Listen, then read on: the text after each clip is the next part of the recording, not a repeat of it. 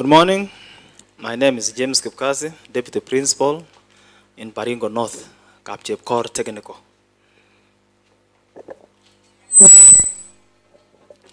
Good morning. Omar Ahmed, Vumis Network.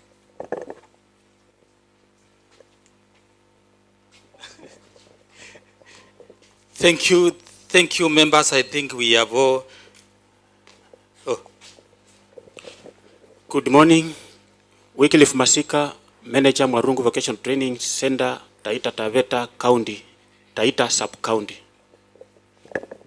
Thank you. Kuna mtu ambaye kwa bahati mbaya tujamaa. I want to take this opportunity now to introduce the staff from TVETA. Wako wapi? TVETA staff. Wacha tuanze hapa. Good morning, everyone. Odanga Dan is my name from TVET Authority. Thank you. Good morning. I'm Nixon Zavani, TVET Authority. How are you? I'm Phoebe Makanga from TVET Authority, Compliance and Enforcement Department.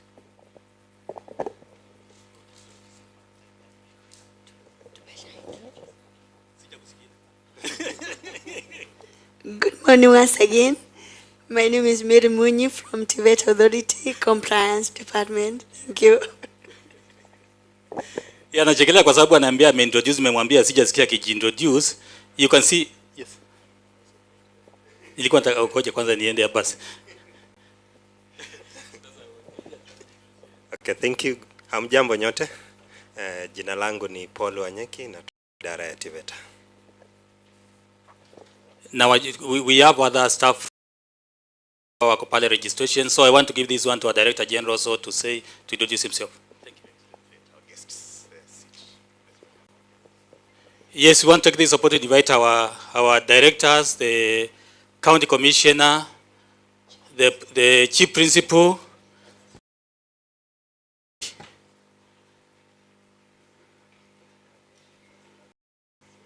the representative of the PS and the acting TVET Secretary, Mr. Njau. Welcome. Welcome.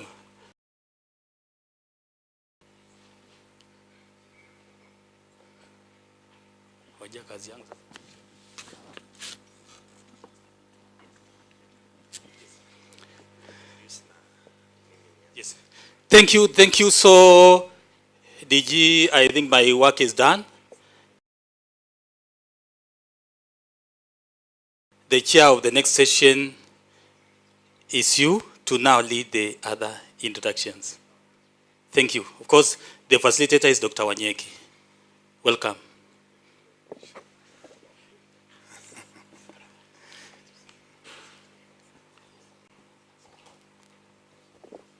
Good morning, everybody.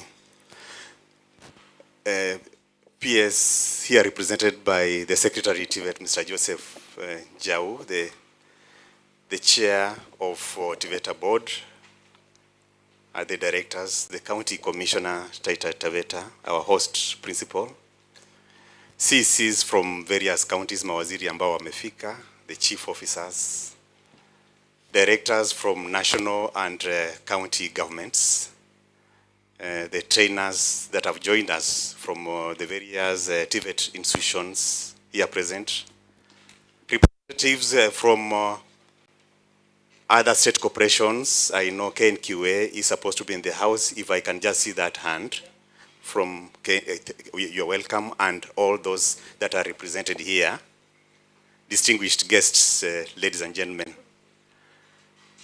I hope the national anthem is ready. I hope the national anthem is ready. It's ready. Who's going to say the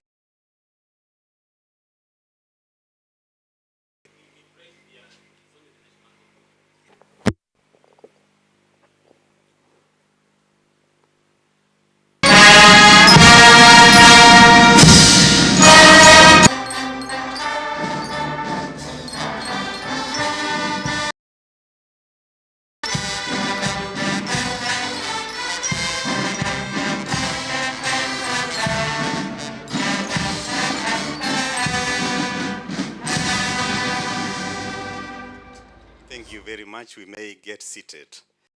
As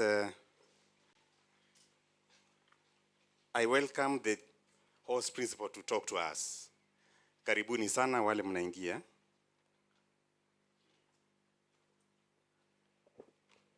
I wish to have a quick round of introductions. And colleagues from TVETA feel appreciated. I forgot to mention you in the earlier protocol. Feel appreciated. In fact, we will start with you. Wale wenzangu kutoka TVETA tafadhali simameni tu ili haweze kuwaona. Yeah, thank you very much. Please interact with them up close and personal so that you can get to know the names, but that is the team from TVETA, including myself. Trainers, kindly, from vocational training centers, from TVCs, from national polytechnics, kama mnaweza simama tafadhali. Trainers, if you just fall in that category, thank you very much. That is where the rubber meets the road in TVET. If they cannot implement the curricula, then nothing happens. Quality assurance comes to zero. Thank you very much. I just wanted to confirm that we have that number in the house. Thank you very much. Directors from county governments and national government. Mititi, you made it from Nairobi. Kindly just shout your name for the benefit of the guests. Let's start from there. Let's start from there, kindly. Let's just, so that it's not just me who knows Mititi. We only have one mic? Okay. So our liaison people from the various counties and national government departments. Yeah, good morning. Leonard Mititi, Deputy Director, Vocational Training in Nairobi City County. Good morning. Gladys Gary, Director Vocational Training, Meru County. That was our last host. Yeah. Thank you very much. Good morning. My name is Chacha Joseph Kaguri, County Director Education from the County Government of Migori. Aha. Karibu. Good morning. Eric Mnangwe, representing Director Vocational Training, Mombasa County. Karibu sana. Joseph Muridi Jero, Deputy Director, Vocational Education and Training, Kirinyaga County. You're welcome.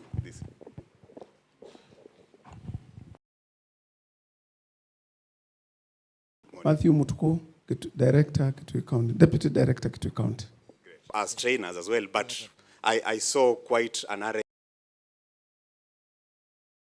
We just turned the privates only. Yeah.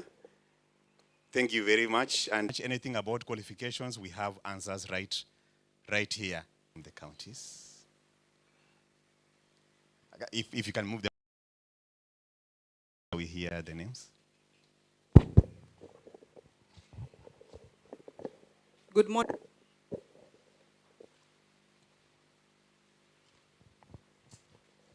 I'm Patrick Duffy from Kirinyaga County, Chief of Education and Public Service. Karibu.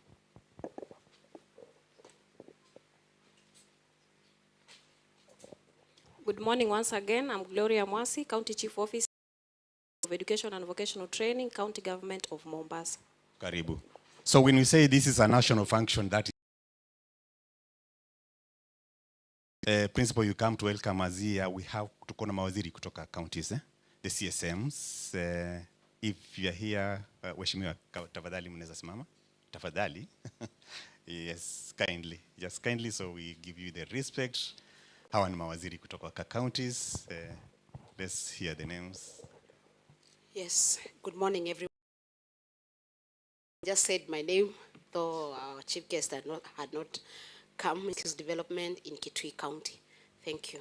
Karibu, that was our host yesterday. Gary, Acting CC, Education and Public Service, County Government of Kirinyaga. Karibu waziri.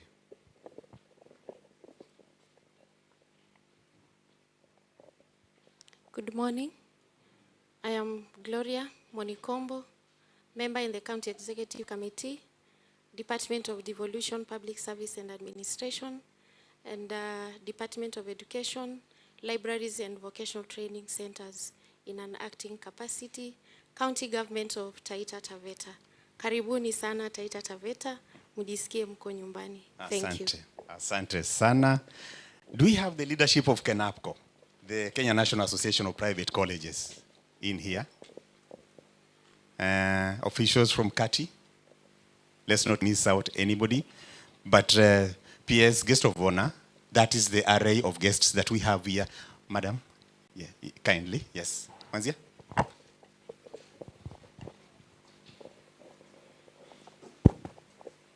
Thank you very much. I'm Charity Mugo, Principal Kirinyaga Central TVC, and also CATI Vice Chair Kirinyaga Mount Kenya West. Karibu sana. Thank you. Karibu.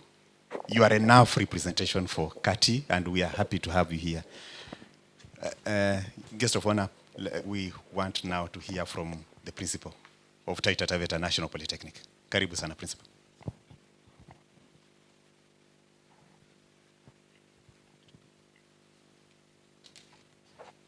Thank you very much. Our chief guest, the Principal Secretary, State Department for TVET, represented by Engineer Jau, our Secretary TVET, our Chairperson, TVET Authority Board, the DG, TVET Authority, our board members, TVET, the directors, TVET Authority, our county commissioner, our CC members, that is ministers of the county governments represented, distinguished guests, stakeholders in TVET, good morning.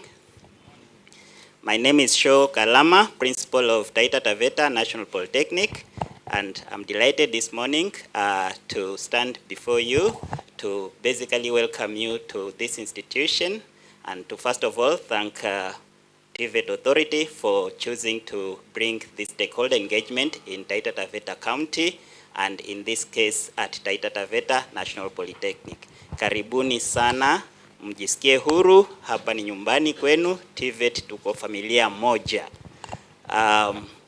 Mine is basically to say welcome to this institution and to this function that is being conducted at this institution. And we hope that we shall have a wonderful time today and the day after, that is tomorrow. We believe that the engagements that we shall have will be fruitful for taking TVET to greater heights. Without taking too much of your time, I wish to give some directions on little housekeeping. We have facilities, sanitary conveniences out here, the door you came through. We have gents on this side and ladies on this side. We still have similar facilities upstairs. And then for people on this side, we have the same facilities outside through the doors here. So feel welcome. We hope that we shall have a good engagement. And thank you so much once again, TVET Authority, for bringing this activity. Karibuni sana. Thank you very much, Bwana Principal. In our midst, we have the government and the government. I know the CC, the county commissioner, will have her chance on the program to introduce anybody else from Gao later on, Madam Commissioner. So that for now, I will allow the CCM from Taita Taveta to welcome us to her county. And I appreciate the sign language interpreter. You will tell us your name later on, but we appreciate the services that you're offering for purposes of inclusion. Kindly.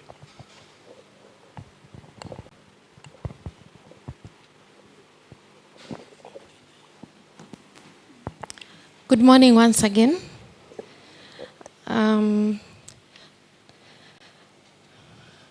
Representative of the Principal Secretary, State Department for Vocational and Technical Training, the chairperson and board members of the TVET Authority, Director General TVETA, the principal, Taita Taveta National Polytechnic, the county members, distinguished guests,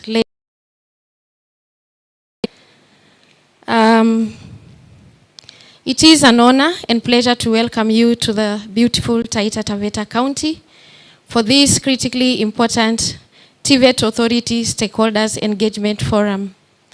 For those visiting us from across the country, welcome home. We hope you get to experience the warmth, hospitality, and rich potential of our great county during your brief stay. As the county government, we are immensely proud to see this forum hosted at the Taita Taveta National Polytechnic. TVETA, thank you so much for choosing Taita Taveta County this time round. Ladies and gentlemen, as we gather here to deliberate on standards, quality, curriculum delivery, and many other aspects, it is vital that we anchor our discussions on the true purpose of technical education. The renowned educational scholar and philosopher John Dewey famously noted, "Give the people something to do, not something to learn. And the doing is of such a nature as to demand thinking. Learning naturally results." This philosophy captures the exact essence of TVET. We are not here to load minds with passive information, but we are here to provide our youth with something to do, something that is hands-on, something that is relevant to the industry. And therefore, it is important that we make sure that the training that is happening in our TVET institution is actually relevant to the current industry. Under the architecture of devolution, county governments have been tasked with a vital mandate, managing and nurturing vocational training centers. These institutions are the engine rooms where our youth discover their potential and master crafty trades. However, we cannot achieve our local socioeconomic goals in isolation. The success of the youth in Taita Taveta and across the country relies heavily on standardizing excellence. And I want to appreciate TVETA because they have been hands-on to ensure that the standards are TVET institutions meet their standards. So our symbiotic relationship with regulatory bodies like TVETA and other national, and therefore, as we embark on this forum, let us focus heavily on strengthening our linkages with the private sector. The long-standing disconnect between training centers and the job market can only be permanently bridged through structured collaborations and partnership with the industry. And I want to say here that as a county government, we are really making sure that our vocational training centers collaborate with the industries that we have locally, so that our trainees can have a feel of what is happening in the industry.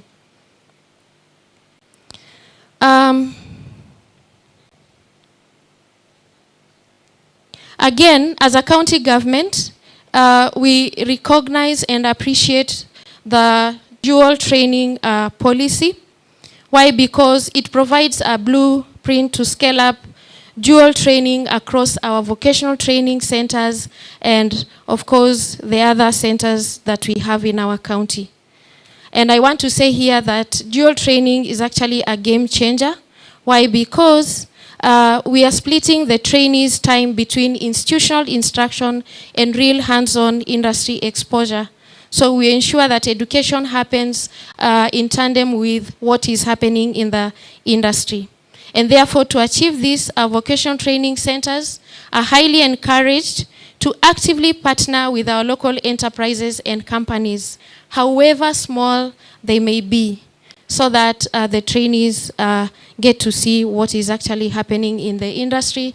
And again, in our vocational training centers, we may not have the current or state-of-the-art training equipment, and we believe that once we have our trainees going to these industries, taking some lessons from the industries, they actually get to have a feel of the machines or the state-of-the-art equipment that is found in the industries. And therefore, as they come out of these vocational training centers, they'll actually be job ready for the jobs that are available in the market. And therefore, this collaborative framework is not just about teaching manual labor, it is about holistic development in the sense that we have the relevant technical skills being impacted into our trainees.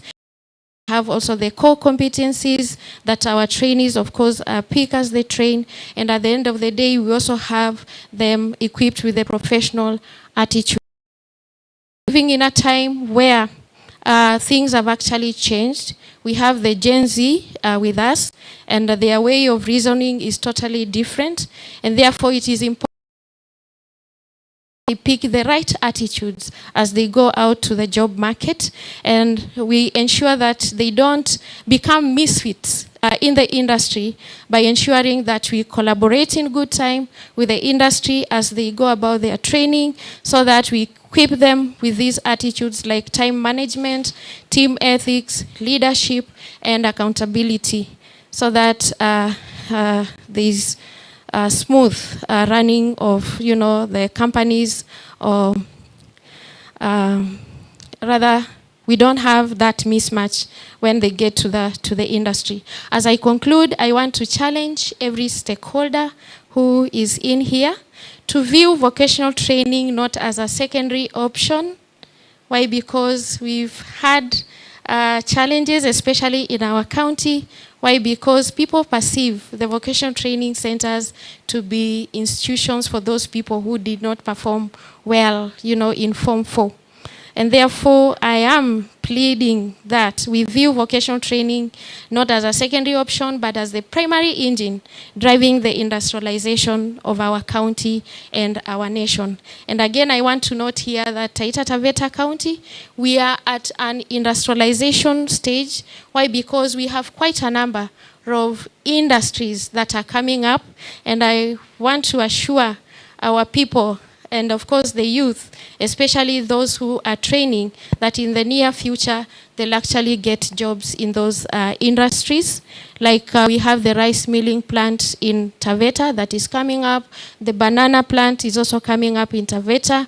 And we also have a very big steel manufacturing company that is coming up in Manga on your way to Nairobi. So those are some of the industries that Taita Taveta County is actually going to have in the near future, and of course that makes rather assures us that our youth who are in our vocational training centers, and even here in Taita Taveta National Polytechnic, the other TVCs can actually get jobs in those companies. So let us intentionally build frameworks that transition our youth smoothly from lecture rooms into robust manufacturing, tech, agriculture, and blue economy sectors. I'm confident that after this forum, that is after tomorrow, we shall come up with a declaration and maybe call for action that will serve as a progressive blueprint for years to come. And with those few remarks, I want to again welcome you to Taita Taveta County, especially those of us who have come from other counties. Taita Taveta County is a county of hidden treasures. So before you leave this county, make sure that you unearth or discover one treasure and let us know what you have discovered. Thank you so much, na karibuni sana.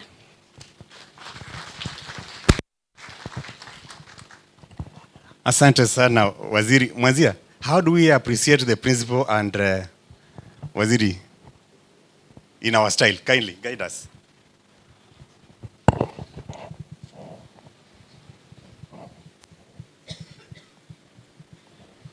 You are the best in appreciation, so kindly appreciate the two on the behalf of the TVET Authority. Na uko hapa karibu ndio tukuone. Tumeambiwa kuna hidden opportunities, you might discover one and let them know.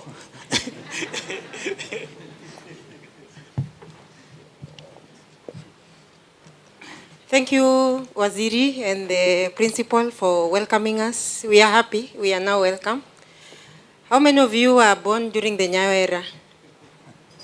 I'm seeing so many Gen Zs here. How many of you are my age? Huh? Okay, I want us to give them a hearty clap, the Nyayo style, yeah? Who would remember that, how we do it?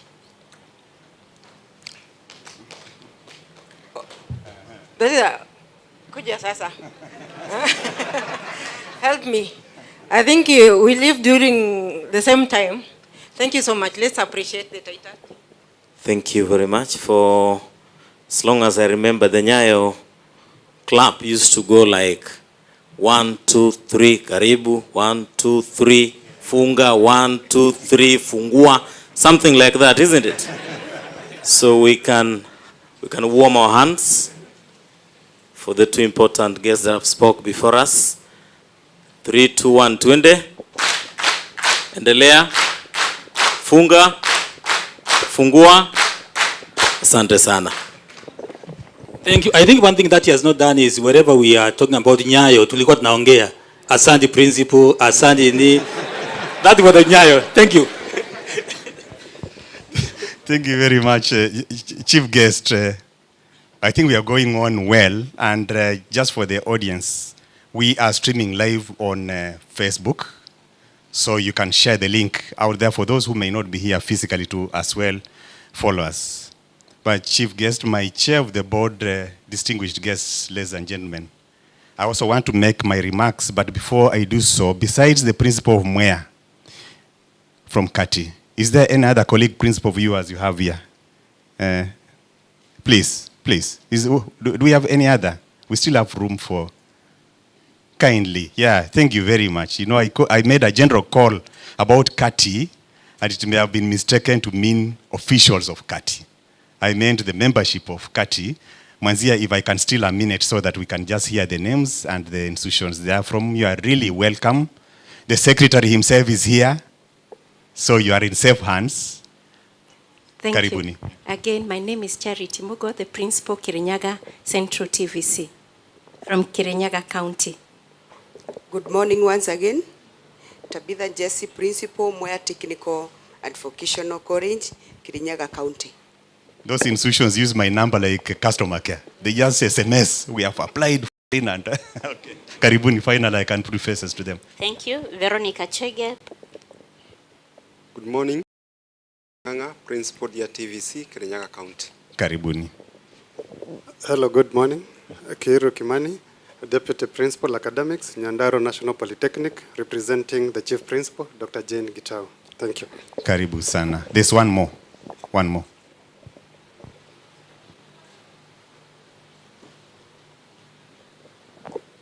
So you can see you are in good company. I wanted you to know your colleagues are here.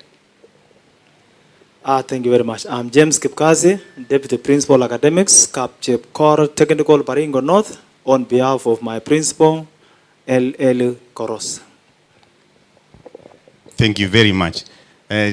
Chief guests, distinguished guests, ladies and gentlemen, it's a great honor for me to welcome you to this year's National Stakeholders Engagement. It's national indeed, as we have seen from those introductions. This actually marks the 4th year of TVETA Board Stakeholders Engagement Forum, with the previous ones having been held in Uasin Gishu, Eldoret City, Mombasa, we have been to Busia. We were in Meru, as I was mentioning about our host last year, and Nakuru counties. And now we are here in Taita Taveta in the beautiful town of Voi. As we engage here today, our comprehensive quality audit report for the financial year 2024-2025 shall actually form the basis of our engagement in this forum. But that then will not lock out any ideas that will enhance TVET quality and relevance in Kenya, because that is the purpose for all of us. Today, Chief Guest is not merely about presenting findings. It's about assessing the health of our TVET system, celebrating progress, identifying gaps, and charting a path towards continuous improvement.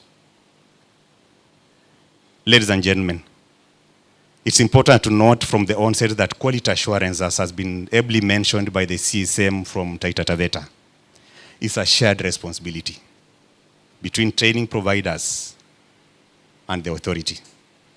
So TVETA is overseeing external quality assurance and will seek to empower TVET institutions to undertake internal quality assurance more effectively. Apart from just checking compliance, the quality audits we undertake serve several other important purposes.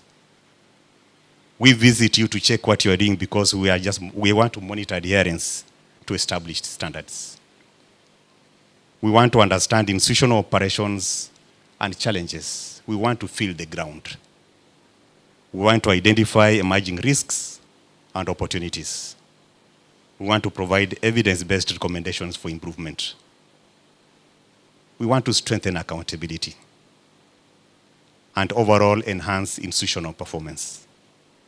Accountability, just the same way we came to quality audit your institutions, and now we are back to report to you and allow you to engage us. The board that makes the decisions about yourselves is now here to listen to you and engage you so that we can interrogate the reports that we have given you. Chief guests, ladies and gentlemen, this year's stakeholder engagement comes in the backdrop of the unfortunate Utumishi Academy tragedy. Our hearts go out to the young souls who lost their lives so painfully in Nakuru. But then, what are we doing about safety and security in our TVET institutions? That's a question to ask ourselves. Our quality audit tools, and if you read the reports very carefully, have a sub-indicator on safety measures where the inspectors from TVETA check on various things, including the following: availability of firefighting equipment, first aid kits, emergency exits. While we were here, the principal was doing some housekeeping work, and I hope these are emergency exits. We check for all that. Fire drills, and if they happen, personal protective equipment, fencing, demarcation, and gates for the institutions, and general adherence to the health guidelines, especially the OSH Act. It has always formed a very small component of our reports, and occasionally, nobody reads that part. Madam County Commissioner will confirm the kind of instructions they're getting now about safety in our learning institutions. I will not preempt what she would want to say. But we have had the backlash to our own CS, as if he's the one who is running in the institution day to day. But most of the backlash went to the quality assurance officers. Where were you? Did you advise? TVETA is the quality assurer in TVET. We pray there will be no time anybody will ask us such a question: where were we? We have always advised in our reports because it's guided within our tools. Chief guest, where our institutions offer accommodation like this National Polytechnic may have hostels. We also check availability of qualified matron janitors who is on duty to take care of this. We may make an assumption that TVET trainees are grown-ups, but then we must put in place structures to ensure that they are safe. I'm emphasizing this because when the misfortune happens, it's so serious. It may be the only thing I will say here, chief guest, then I sit. We look at the general conditions of the hostels, the adequacy, the arrangement. You remember the blame on Utumishi, and they were asking why are beds on the corridor. We understand, we feel you, because secretary will tell you don't leave anybody out. We want everybody in the institutions, but what arrangements are there? The quality assurer will always come in to advise. What are the safety provisions in the hostels? So beyond the hostels, ladies and gentlemen, if you go to any TVET institution, even the training environment itself is full of those risks. The machines in the workshops, those length machines, and those are the very sharp objects within there. The kitchens, which are actually also workshops. the laboratories. All of them pose risks. What measures are we put in place to ensure that our trainees are safe? Because God forbid, if it happened, it's my chair who will be asked, did you play your role? Therefore, I plead with you this morning that please take note of the recommendations we make on safety measures and trainee welfare. Do our trainees have somebody they can talk to? I emphasize this, chief guest, because a lot of times our reports are only read in terms of the physical facilities and human resource capacity. And our boards end there. But there's this other very important component, and we can now see the weight that it comes with. I want to appreciate, ladies and gentlemen, the cooperation we have had with from other government agencies, and I'm happy that the county commissioner is here today. If you have been following our handles, then you have seen how Ngao has come in very strongly in ensuring that the training institutions that are in their jurisdiction are actually accredited. They are protecting the Kenyan consumers, and we appreciate that, Madam County Commissioner, to the whole leadership of Ngao. Please just tell them we really appreciate this. We will be engaging more. In fact, one of the letters we got quoted the TVET Act so well, you would have thought this was an office of the TVET Authority, but it came from an official of Ngao. We really appreciate that. We are going to continue working together, national government and county government, to ensure that what goes to the public, what they eventually consume, is legit. As I conclude, therefore, I want to wish us all a very fruitful engagement for these 2 days. Let's open very freely, talk very freely, and share. This is a session for feedback. The board is here to listen. Thank you very much, Chief Guest. And may I now welcome the Chair of TVETA Board, Professor Kellen Kempati. Prof, karibu sana. Makofi kwa Prof akikuja.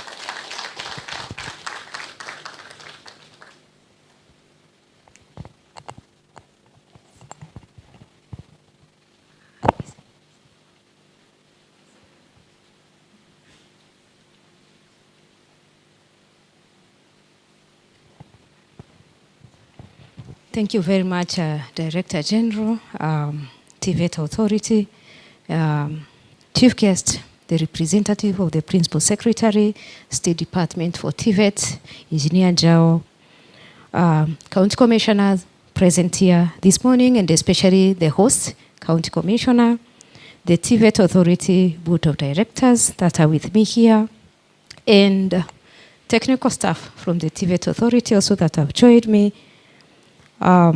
The CECM from all counties present, starting with the host county present here, accompanied by your chief officer and chief officers from all other counties present here, the director of TVET from the host county and others present this morning, the principal, Taita Taveta National Polytechnic, our host, and all other principals present here. And I must say I have taken note of all of you who are present here this morning. All invited TVET stakeholders present here this morning. And distinguished ladies and gentlemen, good morning. Good morning once more. It is not too warm today, so you can do much better than that. Good morning. Excellent. Thank you very much. Prior to making my remarks this morning, allow me to first let you know I haven't come alone. I have come with the directors that I work with. And I would like to give them an opportunity, because this is our stakeholders' engagement, to introduce themselves so that you get to know them, because after this opening session, we will allow you an opportunity to engage with them, to talk to them, because this forum, we have come to talk, to listen to your voices, to your insights, and to hear you. And for us to pick together what has worked, what perhaps may not be working, so that we can jointly come up with workable solutions that we can work together So I will request my technical team from the TVET, Dr. Wanyeki, to pass the microphone to my directors. I allow them an opportunity to introduce themselves and take 1 minute each to say something, please. Good morning. We appreciate you. My name is Engineer Dr. Edward Odong. I chair technical committee of the TVETA board. I'm happy to be here with you. We are together here so that we can be able to identify the challenges affecting delivery of curriculum in the institutions where you are. Then we can share experiences and possibly come up with some best practices and some actionable recommendations by end of this stakeholder engagement. We appreciate you. Karibuni sana.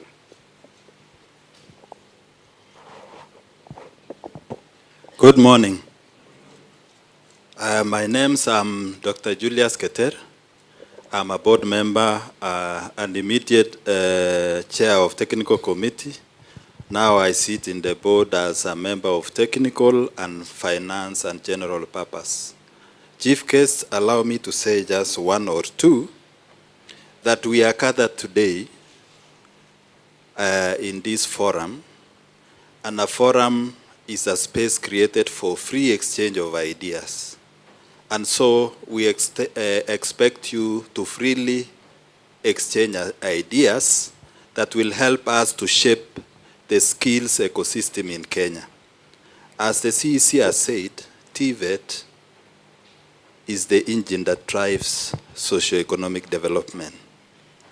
And so we are the people, and we play different functions in that space. And so we cannot succeed as individuals, but collectively we will succeed. And so let us speak freely, give ideas, not more of complaints, but ideas. And of course, you know, for example, if you are the people in the implementation of CPET, you know where it is pinching. Tell us how best we can improve. And the PS representative is here, and everyone is here, so that we can listen. Otherwise, thank you very much. Our chief guest, our county commissioner, all protocol observed. Good morning. Good morning again. My name is Hassan Sumba, one of the independent board member of TVET Authority, and I chair the finance committee. Thank you very much, all stakeholders, for coming to this forum and honoring our invitation.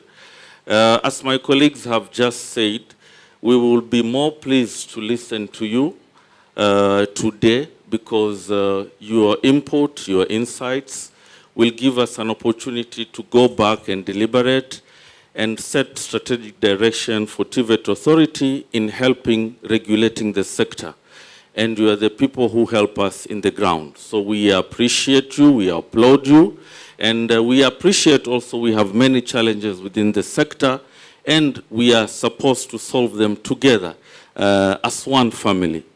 What I would like to encourage you is that you are here from different regions, you are here as VCTs, as technical institutes, as polytechnics. So one of the most important things that I've discovered is that as you interact, you may find ideas that have worked so well at your institution and that can help someone else in another place. So create an opportunity for people to visit your institutes so that they can benchmark, they can learn from one another and share the best experiences that have worked within your institutions.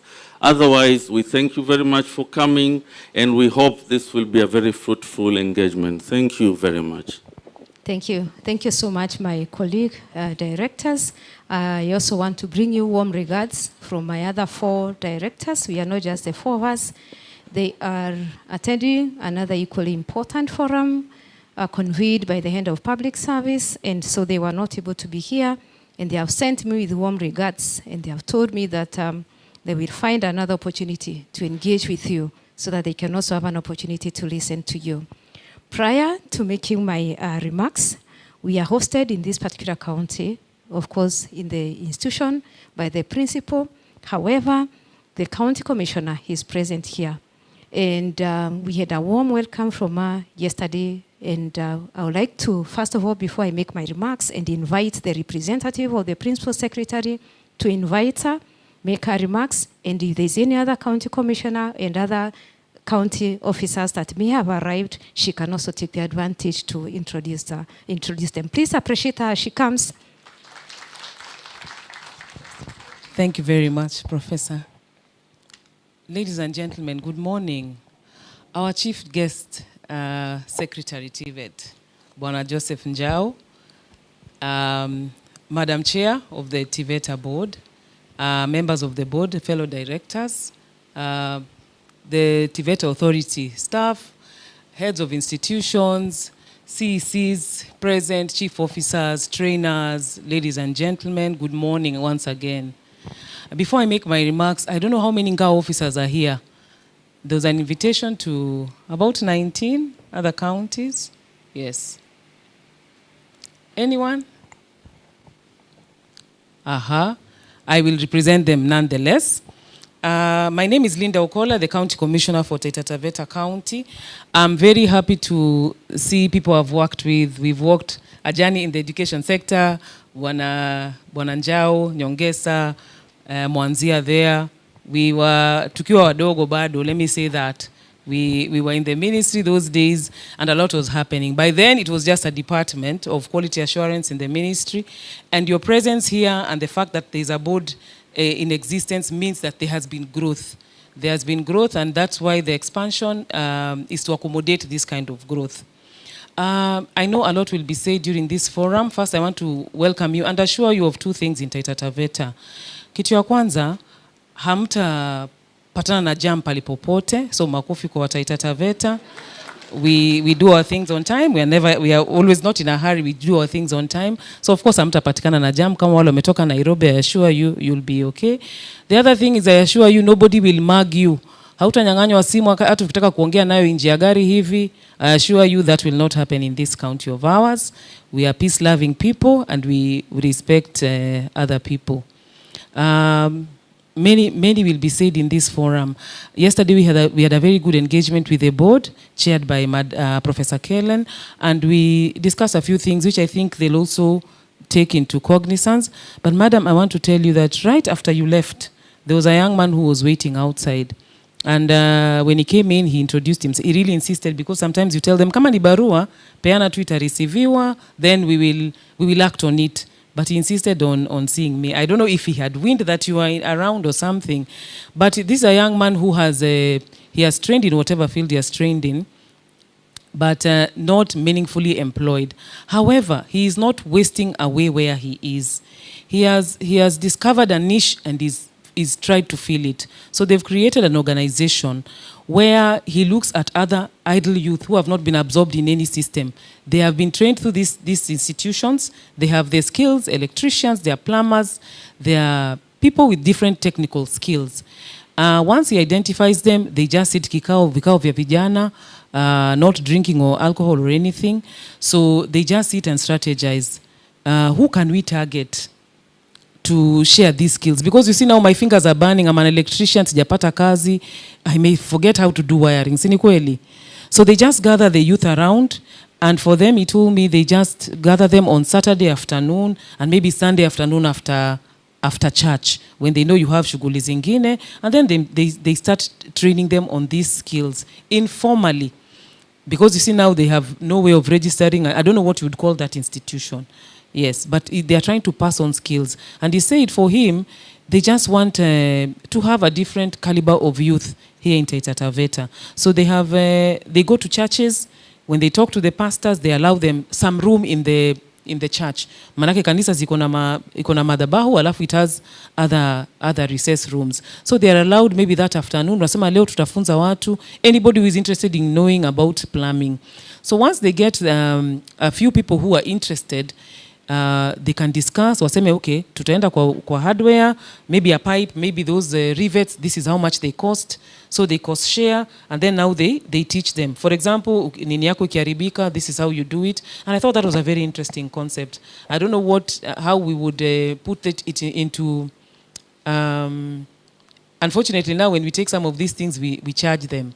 And then we put masharti, nyongeza atakuja hapo na quality assurance, aseme hii imedhibitishwa, hii imepitia hivi. But I would want us maybe one day to have an engagement with such a forum. I actually just sent his request to the deputy county commissioners so that they can also share with the chiefs. I assure you, our guest of honor, that our Ngao fraternity, there is not one baraza, there is not one meeting where we will not discuss about TVET training. Because university is not for everybody, and TVETs are there now to absorb that number.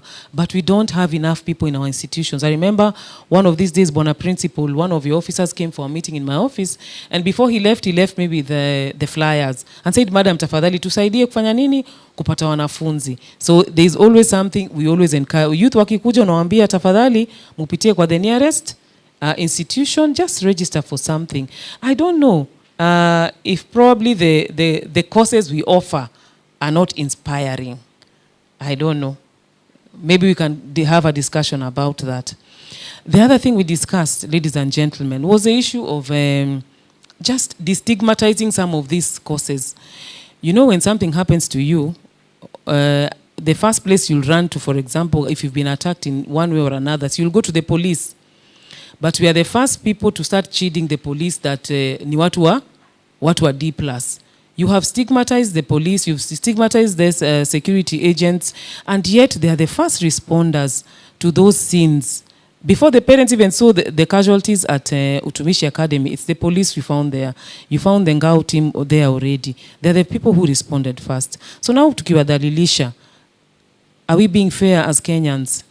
So I want us, ladies and gentlemen, even in our conversation today, to demystify some of these so-called grades that we have, to demystify them. And I'm very happy, Madam CEC Gloria, we were with you during the Madaraka Day celebration, and I'm very happy that this forum has come right after our Madaraka Day celebrations, whose theme was education, skills, and the future. So we are here to discuss the future. And we don't want a future that is not sustainable for the people behind us. We have a really, really heavy task to do. So when we were there, my point was, the gentleman who hosted us for lunch, he has a ranch somewhere here, Taita Taveta. Of course, we have vast lands where you can do a lot of things if you want to do large scale. So he said, he's a retired engineer. He was a civil engineer. He said he wants to demystify flying. So he's trying to open a flying school. So that sisi tumezoea matatu, tumezoea pikipiki, tumezoea baiskeli na mabasi. Sasa now we have SGR. But what about flying? I think the perception of most Kenyans is flying is for the who is who. Si ni kweli? But that's not the truth. He said he wants to make that flying become like a boda business. Like anybody can qualify, anybody who can manage to master the skills of flying can do what? Can fly a plane. How great would it be in this country if it was not only a few of these service providers, a few privileged people who are flying this plane? Even you, where you are, it would be a good thing to learn a new skill. I told Madam Chair and her team when they came yesterday, my dream actually before getting into formal employment was to become a carpenter, and a carpenter of good repute. And in the spirit of destigmatizing some of these courses, whereby it is seen as a course that should be accessed by failures. Wale wamepata D, wale hawakumaliza shule. I think our task is now to demystify, to destigmatize, so that technical education is accessible and is embraced in all sectors, even by professionals. And I don't know, Principal, if you can assure me if there's woodwork in this institution, maybe I'll be the first. Yeah, I'll be the first oldest student to register. Please, unieke vacancy. Naomba. And also in light of that, for you who are here, You know that the late Right Honorable Prime Minister Raila Odinga, people used to wanasema, what skills does he have? Ati engineer wa wapi? Huo si alikuwa welder. Alifanya welding in some German polytechnic. Isn't that how people used to tease him? Unadhalilisha nini? Hata hiyo welding si ni kazi. How many welders are here? Thank you. How many people can weld something in this room? 2 people can do welding. Oh, 4 people can do welding in this room. 5. Oh, madam, that's good. I'm happy that we have 5 welders. Ni kitu ya kudhalilisha kweli? If this institution did not have these doors, would some of this infrastructure still be here? Because we know people who have thrifty fingers wanachukua vitu. So even welders matter. So now I think that's the song we should sing. Welders matter, carpenters matter, all those technical skills ambazo zimekuwa zikidhalilishwa, they all matter. If that person was not there, the upholsterer was not there, this room would not look the way it is. The mason will do his work, but somebody else will come and do the finishing. I think we need to, as a country, appreciate that we all are parts of the building block in this nation, because what you do builds onto somebody else. And on the issue of the school unrest, of course, technical institutions and universities have not been spared. We don't know yet. We just hope that nothing crops up out of this. But what I'm just trying to reach out to you also as mentors and as parents and as people who are trying to change people, I'm hoping that we don't leave this conversation, especially in the classroom. That mimi kazi yangu ni kufunza. Once mwanafunzi amepata hizo technical skills, as long as they've scored a minimum grade, you move them to the next level. Tafadhali, we are dealing with a totally different generation. We have to hold their hands in very many ways, and especially in reassurance. Our children are suffering from a lack of assurance. Parents are too busy. Is that not true? Because we also want to uplift the standards of living. I don't want my children to grow up the way I grew up. I don't want them to lack for nothing. So of course I work twice as hard. And now in the process, we leave some of our parental responsibilities to people who are already tired, because they're also running their own responsibilities, they're also running institution, and everybody is fighting different battles. But I beg, when in the process of even teaching, let us also pass life lessons to these young men and women. Let us also pass life lessons. Let us also do some mentorship. You're never too old, you're never too young to give advice. I hope that's the truth. Because when you listen to these children, you will get something. And you're never too old to hang out with them. You don't have to like call a kikao. Just talking by passing. I know principal, you do that. Unaongea na wanafunzi wako unapotembea. So they see you as a person who is interested in their lives. Watakwambia mwalimu ni aje, sutununulie sapa. Sometimes they ask you that, sini kweli? You just do, if you have 100 bob, you give them. Utaimbwa, sifa zako zitaimbwa in the whole institution ni kama umepeana 10,000. But just those small gestures. So let's not turn them away. Let's not say we don't have time for them. Let us have time for them, because this lack of concentration, hatuna wakati na wao, that's why they go astray, and you'll never believe. And you see now a lot of it, because we don't see your children. By the time you get home, ni siku imekuwa imeisha. Some of them you don't know. You unasema, I thank God my children are asleep by 8. But you don't know that some of them are sleeping because they have all day they've been smoking bangi. Ama wamepewa madawa ya kulevya. So they are already kaput, wameenda. So you are very happy that my child is okay, but they are not. Let's also tuzingatie safety ya hawa wanafunzi mahali wako. Na vile Bwana Nyongesa amesema, also as we do the audits, also that's just humane part of audit.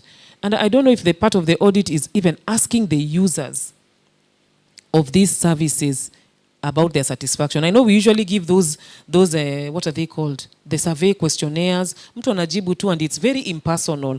And obviously I know, wacha nisiseme kitu mbaya. So everything you say, excellent, good, 4, 5, excellent, no. Just a one-on-one with just a few focus group discussions. I think out of that we have learned so many things, and I'm glad that many institutions that are trying to change policy are coming to the ground and are having now that kind of relationship, a one-on-one with with a few users so that they can hear, and I guess it's going to go a long way in changing policy. I don't want to say much because I'll allow our chief guest and the chair of the board to say the rest. But my plea to you is let's open up.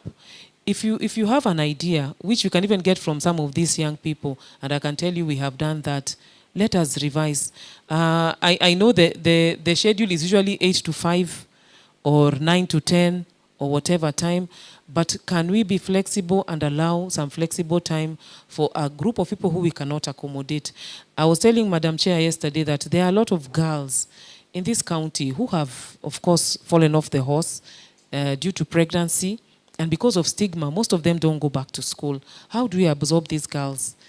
We had a stakeholders meeting sometime last week with education boards, parents and teachers associations, and we had that kind of discussion. If they can be absorbed into the mainstream education system, it would be good. But now, for those who cannot be absorbed into that system, what do we do with them? The one will not come with that KCPE. These days, I don't know what it's called, that certificate, tulitoa 844. The ones who don't have that certificate, what happens? Hana hiyo ya form 4, there's no proof that, maybe just a letter from a head of institution. How can we absorb these people into our institutions without having those very stringent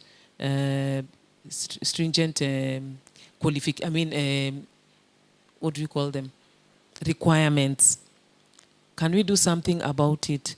Can we have a special class for them as we deal with this destigmatization? Can we have something special that can make them comfortable, that even that girl can come with her baby to that class and learn something? Are there skills we can pass to these people so they stop feeling hopeless and getting themselves into bad company and a cycle of poverty, because that is what we are trying to fight. Without further ado, I just want to welcome you once again. Feel at home. Please express yourself as much as you can. Every day we learn something new. Like I told you yesterday, I learned 2 or 3 things from the board and also from the young gentleman who came to my office.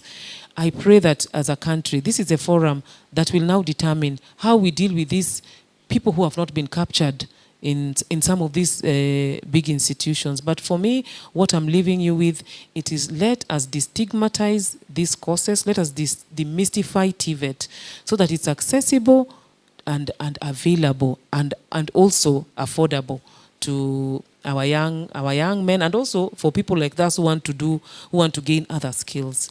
Asanteni sana, karibuni sana Taita Taveta, and back to you, Madam Chair.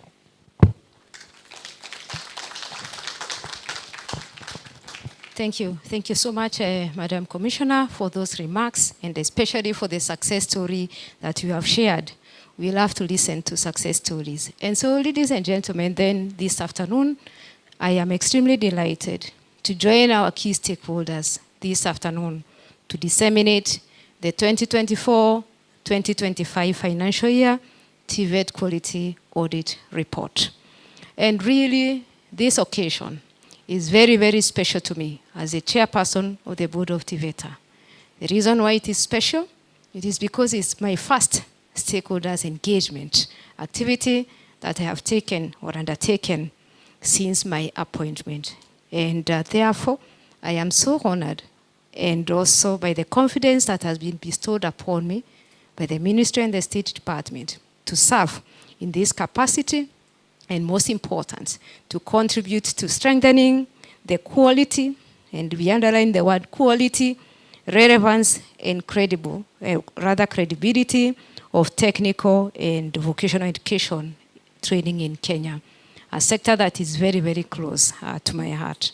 So today, it marks a great milestone in our collective journey towards establishing a world-class TVET system that produces competent and globally competitive graduates. As we all know, stakeholders present here, we cannot have sustainable development without competent graduates that have the skills that are required to be able to contribute to sustainable development. But more than that, we are not just carrying out an activity. We are here because the Technical and Vocational Education and Training Act Cap 210A has mandated us as an authority to regulate, to coordinate, and assure quality and relevance of TVET training in Kenya.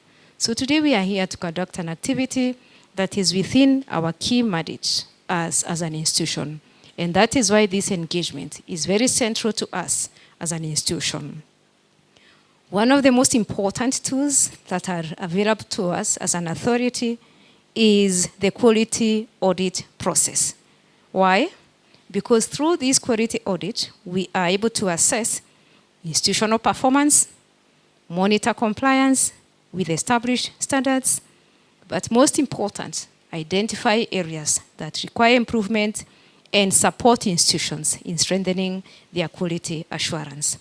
So when we visit you to carry out quality assurance, we have not come to you to do fault finding.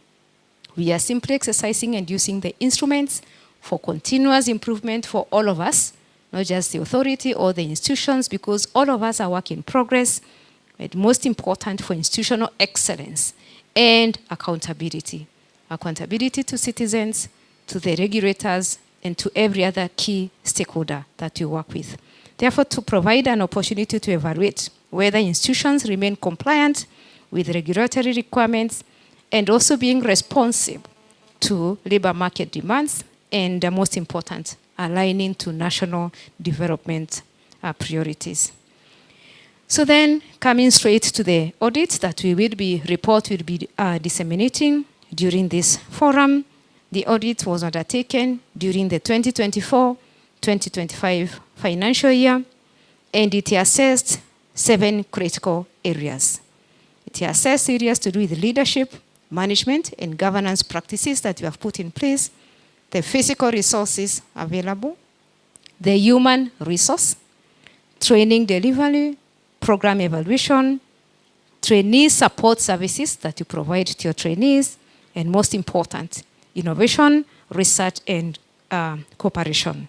These 7 areas provide an holistic picture of institutional performance and also offer a reliable, evidence-oriented decision-making and possibilities of sector reforms. And really, that is why we are here today, to listen to you from those 7 critical areas.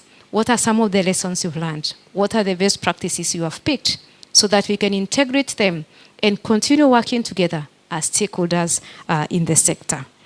I am very, very happy then to report to you that during that period under review, which is 2024-2025 financial year, the authority successfully conducted quality audits in 354 TVET institutions across 29 counties. Yes, 354 institutions across 29 counties, and those institutions included 15 national polytechnics, 41 public technical and vocational colleges, 95 private technical and vocational colleges, and 203 vocational training centers. So these achievements is a demonstration of the authority commitment to ensuring that quality assurance remains at the center of TVET delivery in Kenya. You will be engaging with my technical team, and they were introduced here, you saw them, and they will be disseminating to you in a more detailed way, highlighting some of the institutional strengths that we're able to pick from the audit, emerging trends that we're able to pick, and also recommending to you areas that we need to probably improve, because remember, like I said at the start, we are all working as a team, we are all work in progress, and we must embrace the spirit of a continuous improvement. Ladies and gentlemen, then, the release of this report should not be viewed as a routine annual exercise. It is a mirror through which we assess ourselves, and most important, yes, most important, it is a celebration of the progress we have made. It is a wake-up call where shortcomings exist, and also a roadmap for the future of TVET in Kenya. So when you see yourselves here as stakeholders, just know you're making a contribution to the future of the TVET sector in Kenya. And when the history of TVET sector in Kenya is written, you will count, you will matter, and your name will appear in that particular history. As we reflect on the findings, we must appreciate that Kenya has placed TVET at the center of its socio-economic transformation agenda, and I think there is no doubt that actually that is at the center, and that the government has rightly recognized that no country can industrialize or create jobs or even enhance productivity without a highly skilled workforce, including the space that TVET occupies in terms of implementing the Kenya Vision 2030 and the bottom-up economic transformation agenda. We require to supply skilled workforce for us to be able to accomplish our priorities in those two areas. The reason why we have convened here today, so that collectively and as a team, we make sure we are contributing to that. Ladies and gentlemen, as a board of directors, we remain fully committed to providing strategic leadership, policy direction, and oversight necessary to strengthen effectiveness in the sector. We will continue supporting as directors, the staff, starting with the Director General, senior management, and all staff that support the execution of this mandate and the discharge of the mandate. We recognize that quality assurance cannot be achieved by the authority alone. It requires your collaboration. It requires your partnership. And most important, it requires shared responsibility. And at this point, I must pause to say that the Director General said if something happens, they will come and ask the chair. We will be asked, all of us, because we are stakeholders, isn't it? Therefore, it is important for us to ensure that we comply. So in this regard, I wish to express my sincere appreciation to the Council of Governors and all the county governments for their continued partnership in promoting vocational training across the country. The vocational training centers remain the foundation of skills development at the grassroots level, and I think we know this very well, and especially listening to the experiences that Madam Commissioner has shared here, they really truly remain foundational in terms of development at the grassroots level. They provide opportunities for thousands of young people, particularly those from vulnerable and marginalized communities, to acquire employable skills and also to transform their lives. Very, very important. To our county government representative present today, please convey our gratitude to governors and county leadership and let them know that TVET Authority remain committed to working closely with the county governments to strengthen quality, and again I emphasize quality, governance and sustainability within the vocational training centers. I also wish to recognize the invaluable support provided by the national governments, administration officers, and all other agencies that we work with. Your collaboration during these compliance, inspection, and enforcement activities has greatly enhanced our ability to protect the public from unscrupulous operators masquerading as legitimate training providers. And your presence here, represented by the host county commissioner, and of course also our PS representative, is a demonstration of our shared commitment to protecting the integrity, the keyword is integrity, of TVET, and ensuring that every Kenyan learner receives quality training. Ladies and gentlemen, allow me to extend my sincere appreciation to the representative of the PS here this morning, Engineer Jao, for their unwavering support, visionary leadership, indeed visionary leadership. You all know that the State Department for TVET is very, very passionate and supportive of the sector and steadfast commitment to transforming the TVET sector. Your guidance and support have enabled the authority to effectively execute our mandate and deliver key programs that continue to strengthen and access quality education across the sector. Before I conclude, the authority ability to effectively regulate and assure quality within the sector depends significantly on the resources available to undertake inspection, audit, accreditation, monitoring, and stakeholder engagement. Therefore, quality assurance fee is not merely a statutory obligation, it is a critical investment in the future of quality TVET. We commend the institutions that have complied, but we note there are some that have not, and we encourage you to ensure that you do so, so that we continue working as a team and collaborating to ensure we provide quality services to our learners. The future of Kenya economy will be shaped by the quality of skills we impart to them. And the responsibility, therefore, bestowed upon us is quite immense. Let us use the findings of this report to strengthen our institutions, deepen partnerships, embrace innovation, and continue.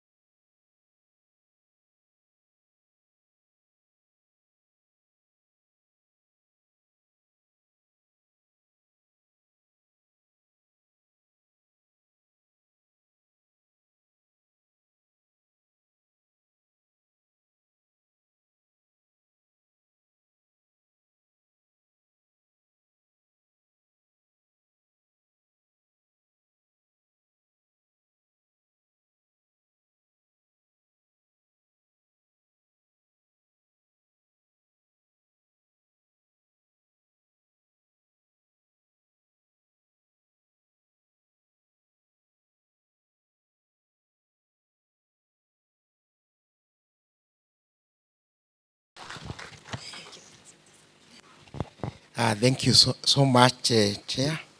Getini. Ile ya Rais Moi leo. Alikuwa anasema getini, sio?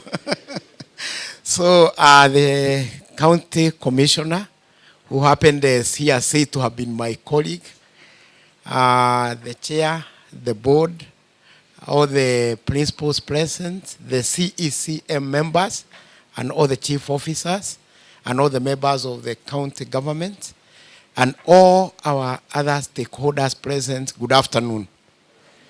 So this afternoon, I'm very happy to be here to represent my peers who really wanted to be here. But nowadays, TVET have become a big house. There was a time our peers could attend all the meetings. Even if they were about, maybe the most we could have is 2 per week, or 2 per month. There were very few, so we could attend everything. But nowadays it's not possible. And today our PS is hosting the president of UNESCO at PC Kenya Jui. And that is why she could not be with us. And that is how she sent me with her greetings and her love. Mepokea hiyo salamu yake. Asante. So let me say that before I give her remarks, that I'm very happy about what is happening today. And my peers has been talking about mindset change. Those who are very close to her, they know that. And for us, we had to undergo a very big mindset change so that we can start doing the things the way we are doing them now. That I just want to be in the office for 8 hours without looking at what is the output to have, what are the outcomes, what are the impacts we are going to have. So us as a TVET, that one is a thing. And we are doing things with an end in mind. In other words, we are not just people who are graduating this year, and we would feel very good with 1,000 people who are getting the certificate. Not good enough, because at our level, you know, the numbers of certificates that we give is the employability of all those who have graduated. How many have been employed, especially in the places whereby they have been trained on? How many people have started their own businesses and employed others? And of late, we are talking about the fact that we are not training for the Kenyan market. I was telling my colleagues this morning that there was a time our graduates, the one who was employed at the farthest end of what you could call our world, was being employed at Busia border, but not beyond. But now we are no longer training international market. That's why this forum is so important, because you know when you are talking about quality, talk about continuous improvement. You cannot reach a point and say that now I'm excellent. I have achieved 100% quality. You cannot reach there, is it? Because achieving that moving target. In this new year, 25-26, we are going to improve on that. It's also moving. So if you stay at the same place without, is it? So every day you must be moving to ensure that you are. There was a time at the that is Office of the Auditor General would be thrown into a panic, because now it's like this is another ticking of the box, which is. But later on in the government, you have come to learn that the OAG is not a bother. In other words, the OAG is a person who is going to make you to become better version of yourself, is it? Because if you are doing things and nobody is telling you that maybe this one you are not doing well, there is no way you are going to make an improvement. And nowadays, the OAG and ourselves, we work as brothers, and whenever there is issues, we go and improve on that, and that is why we have reached where we are, because we stopped taking them as bother. What you are doing, you should not take that this is a bother, because as I said, we are training for the international what? Market. Remember, in that international market, we have Germany. Sidio? Germany is the best, is one of the best as far as quality and relevance is concerned. Yeah. So you are training your students to compete the students from Germany. Yeah. Hapo mnaona namna gani? Ni rahisi? Sio rahisi, sidio? Because now you have to ensure that every day you are getting closer and closer to the quality and relevance of the German candidates or graduates, is it?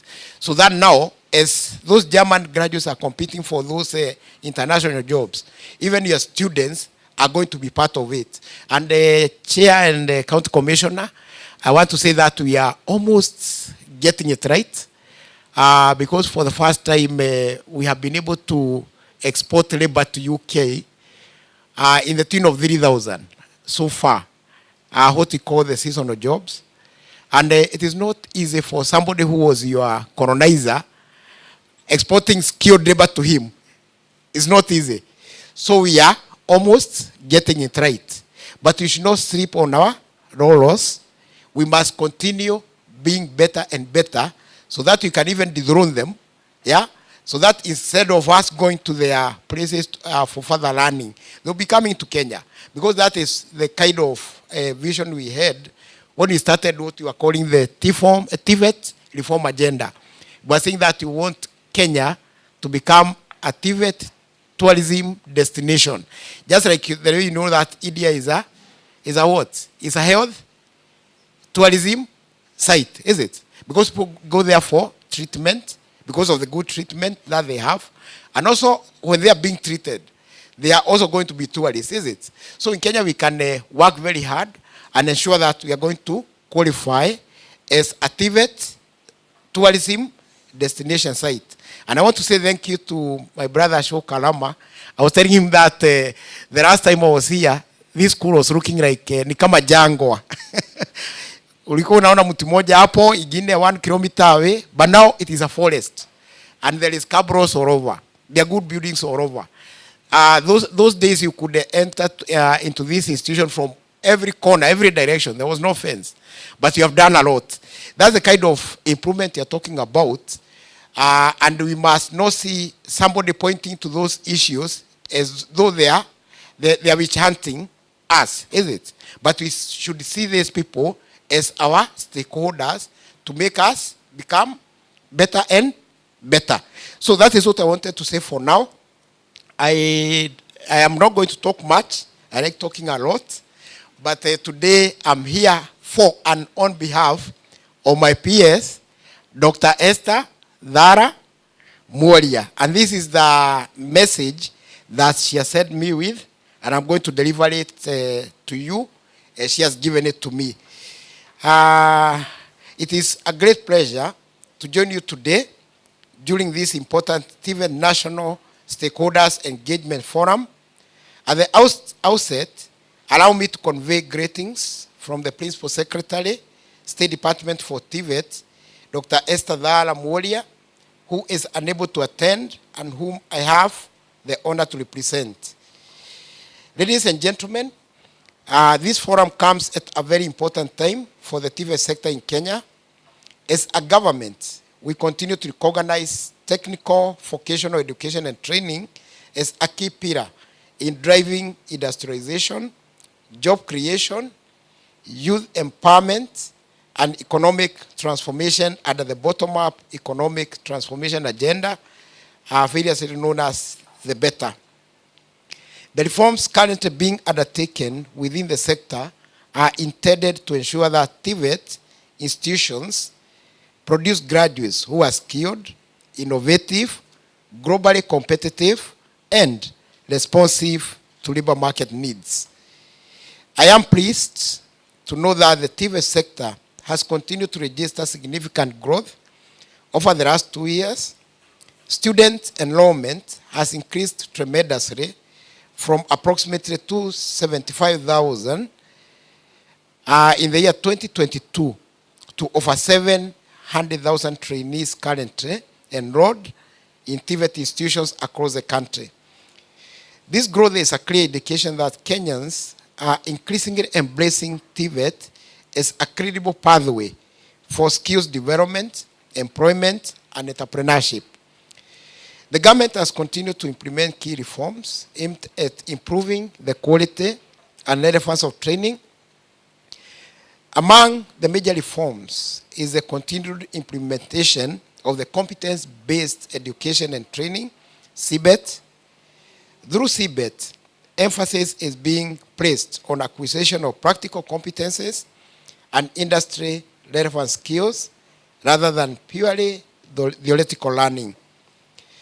To support this transition, the State Department has continued to develop and modularize CBET curricula, strengthen industry participation in curriculum development and assessment, and operationalize recognition of prior learning frameworks to recognize skills acquired outside of the formal training systems.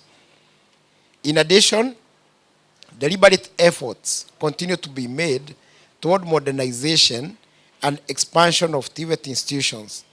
Across the country, institutions are benefiting from improved infrastructure, construction of workshops and tuition blocks, acquisition of modern training equipment, and enhancement of ICT integration. Ladies and gentlemen, as the world of work continues to evolve rapidly, the TVET sector must equally adapt to emerging technologies and future skills demands. In this regard, the State Department for TVET has initiated reforms towards virtualization and digitization of TVET training.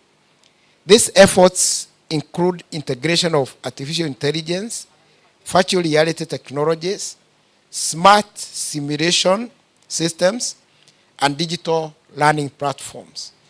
The intention is to enhance access, improve quality of training, and prepare trainees for the digital economy and future labor markets. At the same time, the State Department is spearheading development of green TVET curricula in line with the global sustainability goals and Kenya's climate commitments. This initiative is expected to equip trainees with green skills necessary for emerging opportunities within the green economy or promoting environmental sustainability. Quality assurance remains a critical component in the ongoing reforms within the TVET sector. The role being played by TVETA in accreditation, regulation, compliance monitoring, and quality audits is therefore highly commendable. The findings and discussions arising from this forum will undoubtedly contribute towards strengthening institutional governance, improving training standards, and enhancing service delivery within TVET institutions. As government, we remain committed to strengthening collaboration with industry, development partners, county governments, and other stakeholders to ensure that TVET training remains relevant and responsive to national development priorities. Particular emphasis continue to be placed on industry linkages, apprenticeship, innovations, entrepreneurship, inclusivity, and international partnerships. Ladies and gentlemen, the success of the TVET sector will depend on our collective commitment to quality, innovation, accountability, and collaboration. We must continue working together to position TVET as a preferred pathway for skills development and socio-economic transformation in Kenya. I therefore urge all stakeholders gathered here to actively participate in the deliberations and continue supporting reforms aimed at strengthening the TVET sector for the benefit of our youth and the country at large. With those remarks, I wish you fruitful engagement and successful deliberations during this forum. Thank you all, and God bless you all. Asante.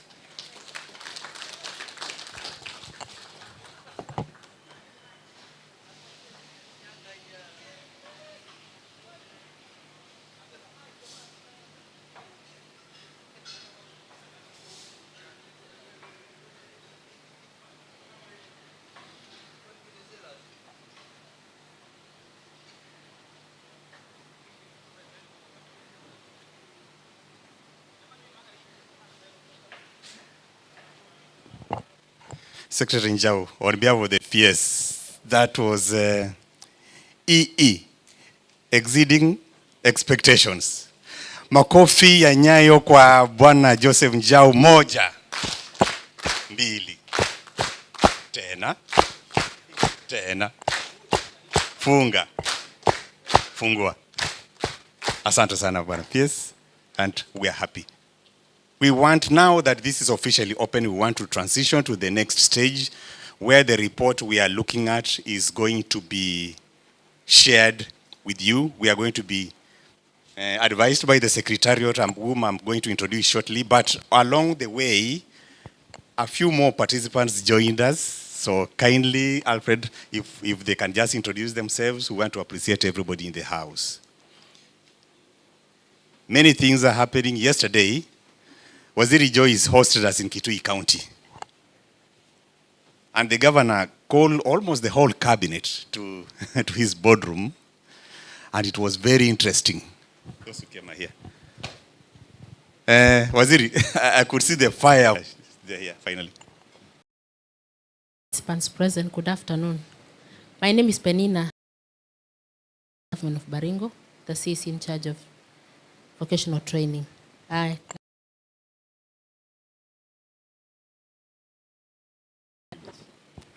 Good afternoon.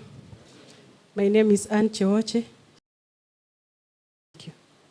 Karibu sana. Good afternoon. My name is Kipkorot Changony, Director, TVET Baringo. Thank you very much. And Secretary, now when we call this national, you confirm, right? I want to transition this. Okay, thank you. Yes, good afternoon. My name is Mr. George Kiblagat, the Academic Registrar, ITEC College. We have come here with my colleague. He will introduce himself. We are representing the Managing Director and the Principal. Where is the college? ITEC College, that is African International Technical College. Based in? Mogotio, Baringo. Karibu sana. Yes. All protocols observed. My name is Alphonse Kiplimo. I'm from ITEC College, Mogotio. Asanteni sana. So when we appreciate the private colleges, if you look at our statistics, actually it's almost a 50-50 kind of provision from government and private colleges. So we really appreciate you, especially that category of TVCs. So my team from TVETA, sikuwasahau, it was intentional not to let you stand mbele ya wageni, but now I want to transition to my team. My name is Timothy Nyongesa. I'm acting CEO. If you did not present your application to Professor Kellen by yesterday, may you forever keep quiet. But my team kindly stand as Dr. Wanyeki comes so that we can transition very quickly. Mr. Alfred Mwanzia is the one who has been passing the mic. Madam Phoebe Makanga here from Compliance and Enforcement. Nixon Sabani as well from Compliance. Yes, Dan Odanga as well. Kamau Njoroge, karibu sana. Mary Munyi. That is it. And of course from Corporate Communication, James Momanyi, as we continue streaming live. And Dan Kiragu from our Mombasa office is at the registration desk. Welcome, Dr. Wanyeki, so that you can take us through the rest of the program. Thank you very much, DG. Makofi mazuri kwa DG. Thank you very much. Today I've had a lot of good memories. We started with maziwa, makofi ya Nyayo. You know, I still remember maziwa ya Nyayo. You can see very nice memories.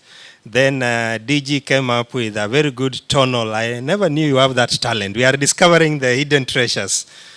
He reminded us of the late Tena. Moja. So very quickly, Chair, we are having stakeholders engagement, and we want to take the stakeholders to what TVET Authority does, especially when it comes to compliance and enforcement, because we want to collaborate with all stakeholders in promoting the quality of TVET in the country. As the chief guest puts it from my name, that my work is writing epistles or nyaraka, taking the letters to the people, and I'll be bringing the letter. And today, Madam Chair has given me one letter that he will be with us up to tomorrow. So that's very good. Makofi kwa chief guest. So very quickly, I'll go through what TVET Authority does. This our mandate that we have been established for the purposes of regulating the delivery of TVET in the country and also coordinating the delivery of TVET in the country. Regulation, we achieve it through inspection, quality, and the time to time that were quality audited in development. And our mission is to develop a TVET system. We are also implementing, I think it's chapter 2. We have presence in 4 regions. Presence in Rift Valley region with an office in the headquarters at Nairobi, serving the environs. If you go to our TVET Act, Cap 210A, Section 7, we have 17 functions. And these 17 functions are aimed to achieve 4 pillars. It's aimed to promote relevance of TVET in the country, to promote in the country, to promote access of TVET in the country, and to promote equity and of TVET in the country. So all the 17 functions are the 4. And apart from regulating, we also advise sector. Remember in the Constitution, the chair, we have the together with the State Department advising the Cabinet Secretary on the new emerging issues that are cropping up in the TVET. In terms of accreditation, we do inspect, license, and the trainers program. With us, we have the officer in charge of accreditation, Bwana Alfred Mwanzia. You might just raise your hand.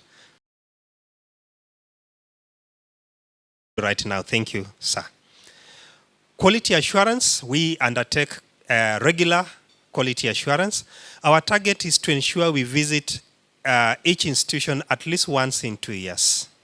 But we know we have achieved in some instances where we have visited even twice, that's annually, some institution, which is commendable.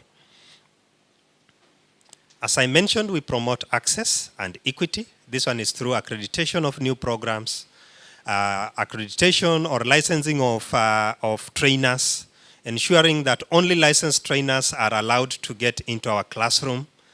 There's a circular that we released the other day and supported by the Principal Secretary in charge for TVET on ensuring that all our TVET trainers are licensed before they are allowed access to our classrooms so that we ensure quality. Also to take care of in appreciating and recognizing that training does not only take place within the four walls, that also training takes place in formal, non-formal, and informal manner. We also have recognition of prior learning, where we have standards that we do recognition of prior learning. We also recognize qualification and outside the country and also equate them. That's what we do. And lastly, and that's what has brought us here, is liaison and collaboration with all stakeholders. That's why we are here to do the engagement. For quality assurance, there's a purpose why we visit the institution. And the major purpose why we visit the institution for quality assurance, chief guest, is to continuously monitor compliance with the set standards. As TVET Authority, we have gazetted 10 standards. We have 5 additional standards in the process of being gazetted. So we usually ensure that there is continuous compliance to the standards that we have set. Number 2 is to listen to the concerns of the institutions and stakeholders so that we continue briefing the CS and updating our policies and also coming up with new strategies to counter the emerging challenges. 3 is identify existing and potential challenges and recommend corrective actions. Whenever we come there, we are not coming there to punish. We are not coming there for any malicious or malice. We are coming there so that we can have a constructive discussion on how we can continuously improve. First is we identify, then we come up with a plan to improve. And that's why in case you are not up to the standard, we issue you a non-compliance notice and an action plan requiring you to take necessary measures and action within a specified period of time. Then we also seek to get further understanding, to gain further understanding, because there are new things that are coming up. For example, recently we have realized a lot of AI getting into our classroom, and that one has necessitated a new standard that we are developing to guide and regulate the usage of AI, ethical usage of AI in the classroom.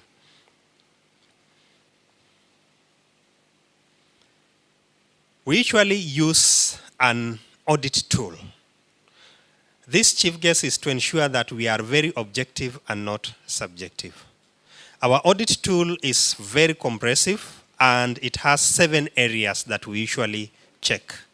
We check at 360, we ensure 360 compliance with the TVET standard.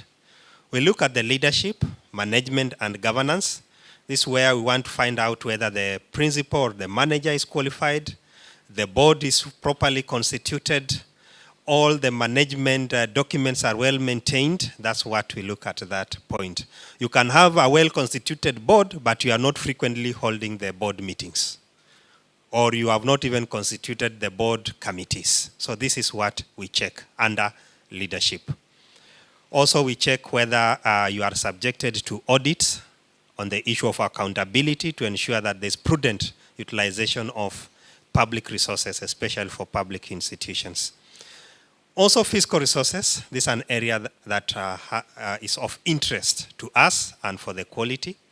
We ensure that there's sufficient infrastructure to support learning and training in the institution. Here we ensure that you have sufficient training materials and equipment. and also what the DG mentioned, but rarely do we open that page once we are given the reports, that is safety, still under infrastructure, to ensure that you have all the necessary safety requirements. You are adhering to OSHA. That's why we insist that you must have a public health report, because we have also other organs that assist and support us to ensure that our institutions are safe for both the trainers and our trainees. Chief guest, we also look at the human resource. This is where we want to ensure that you are adhering to the trainer qualification framework, where we have some few minimums. The first minimum is that you must train a level below your highest qualification. If your highest qualification is craft, you train up to level 4, since craft is level 5. If your highest qualification is level 6, you train a level below, that's craft and below. Your highest qualification is level 7, that's a bachelor's degree. You train from diploma level 6 and below. Secondly, we ensure that you are a trained trainer. You are having pedagogy from a recognized institution. And lastly, number 3, which is very important, that you are licensed to go into class. All of us will wish to be handled by licensed people. Whenever you go to a hospital, you'll wish to be handled by a licensed doctor. If you are having challenges with the law, you'll want to be handled by a licensed lawyer or advocate of the High Court. If you are having issues with technology and engineering, you'll want a licensed engineer. So I think it is of the interest of the trainee that they are also handled by licensed trainers.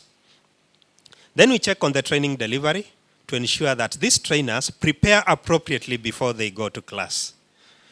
Even engineers, before they commence building this very beautiful infrastructure where we are in, is called an amphitheater. The first thing that we do is that we have the drawings. There's that preparation, the approvals. So even for a trainer, before you walk into a class, we want to ensure that you have done the sessional plans, you have done the training plans, and they have been approved that they are good for use before you go to class. The approving authorities, usually the HOD and the deputy principal in charge of academics. Program evaluation to ensure all our curriculums are accredited. You have the necessary infrastructure. And trainee support. We know all, what does that saying say? That makes Jacks a dull boy. Yeah, all work and no play makes Jack a dull boy. So we also want our trainees, we know they are talented, they have other talents, they need to be active. So we want to ensure you have given them some other supporting infrastructure like playing fields, indoor games, guiding and counseling. They have their own student body where they can be airing their grievances, and a proper grievances reporting channel. Because failure to have that, that's when sometimes we have this tragedy that was mentioned here. Because there is no proper channel for the trainee reaching the administration so that they can air out their concerns. So we ensure that all those are put in place. There is a dean of student in place who is actively engaging the students, and they have their own student organization structure. Lastly, we check on innovation, research, and cooperation. And under innovation, chief guest and chair, this is where we want to ensure that our TVET institutions are engaging in applied research. That is, they are converting already existing research and producing goods and services that can be easily be commercialized. And whenever they do this, it promotes their income generating activities, and they end up running a sustainable TVET system because they are able now to generate their own income from these innovations that are taking place.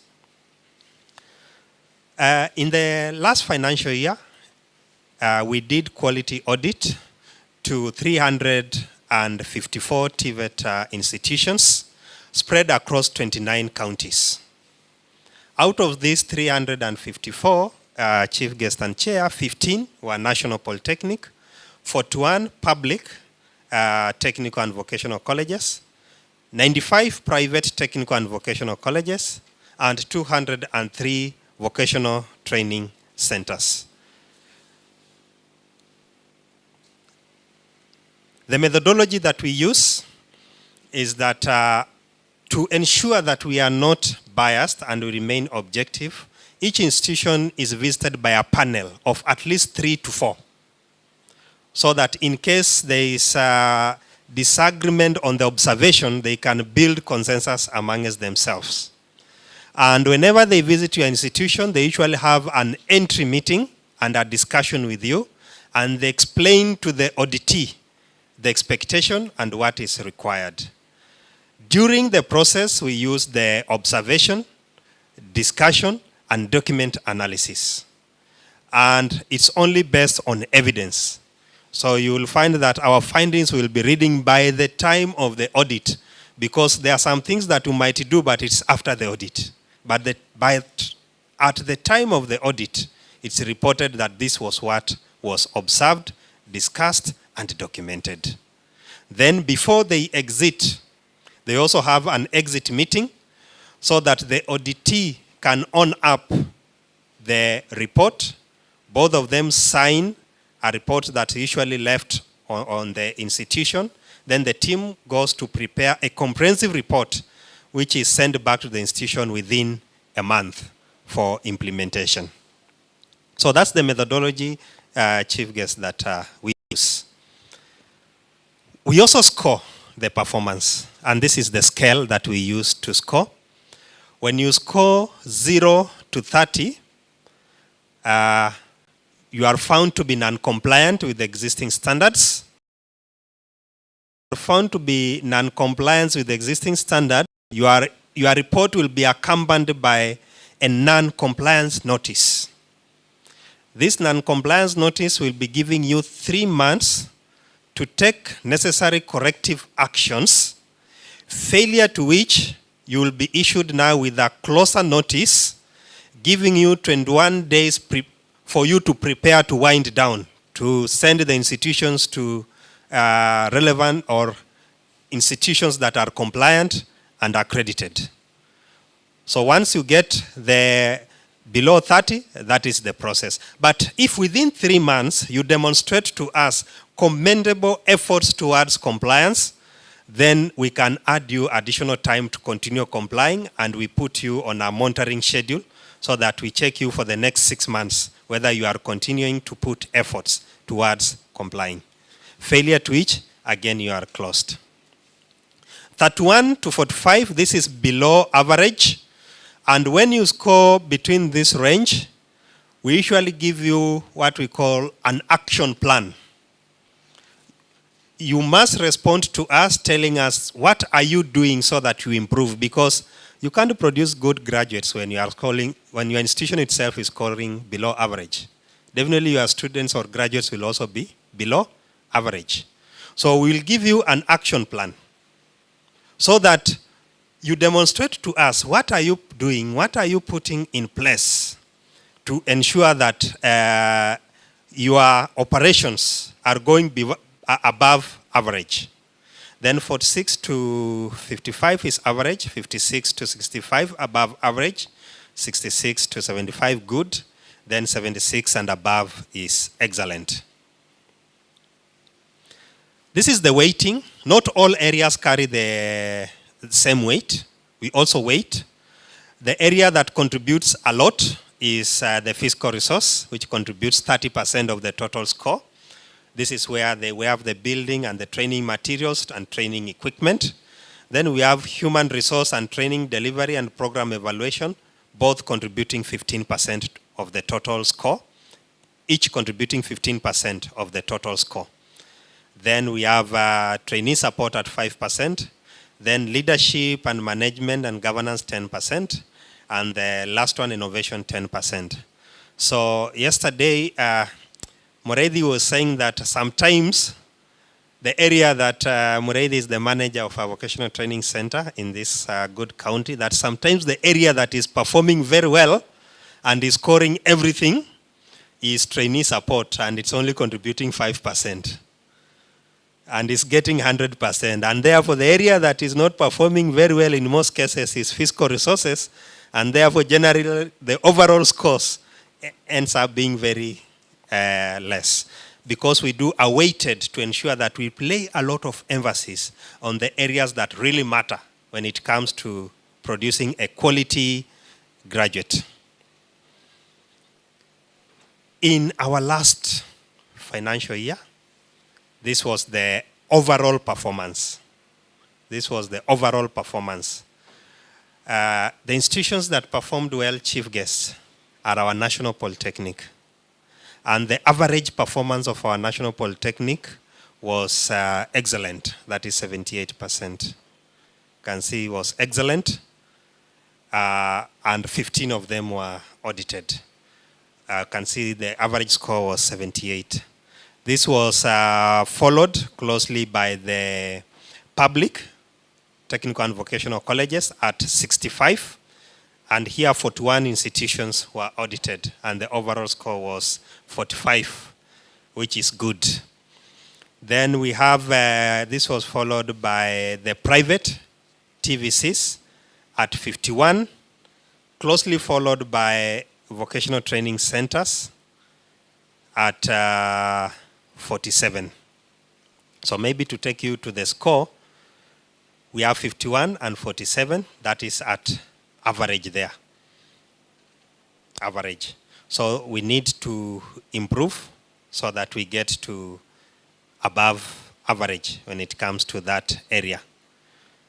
Chief guest, that is the overall overview of our comprehensive report and a brief introduction of what TVET Authority does, especially when it comes to quality assurance. But the session that follows, we are going to listen to 3 presentations from 3 presenters, short presentations, on how our institutions performed in each area, so that we appreciate where we are as a country when it comes to delivery of quality and relevant TVET, and also inclusive TVET. Thank you very much, Chief Guest.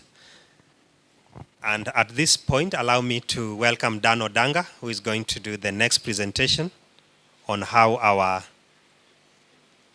on 2 audit areas on how we performed. Karibu Bwana Dan Odanga. Makofi kwa Dan.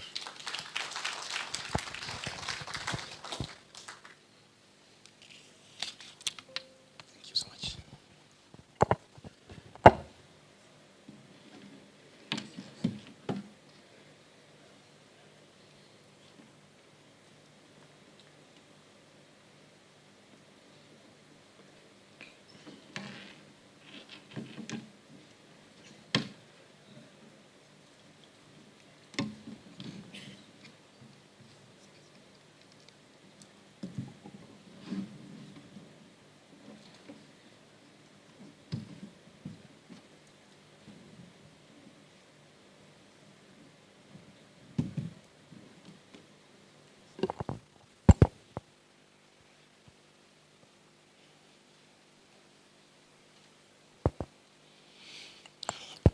Okay, thanks, Daktari. The chief guest, our guest, invited guests, ladies and gentlemen, good afternoon. Yes, I will start from where my boss has just left.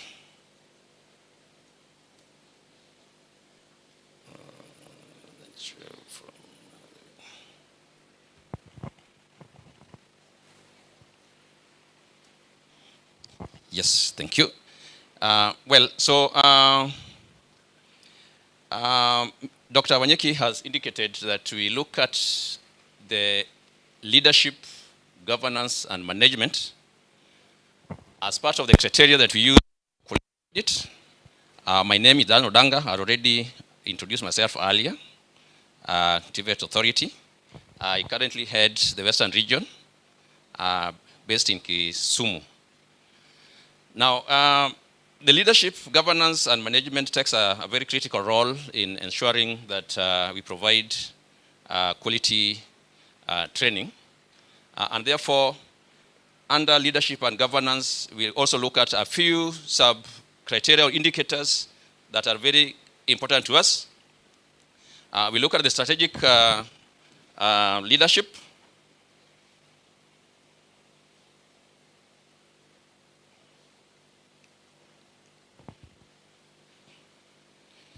We look at the strategic plan, whether it's functional, it has clear objectives, it has budget provisions, and whether we actually implement the strategic plans that we have developed.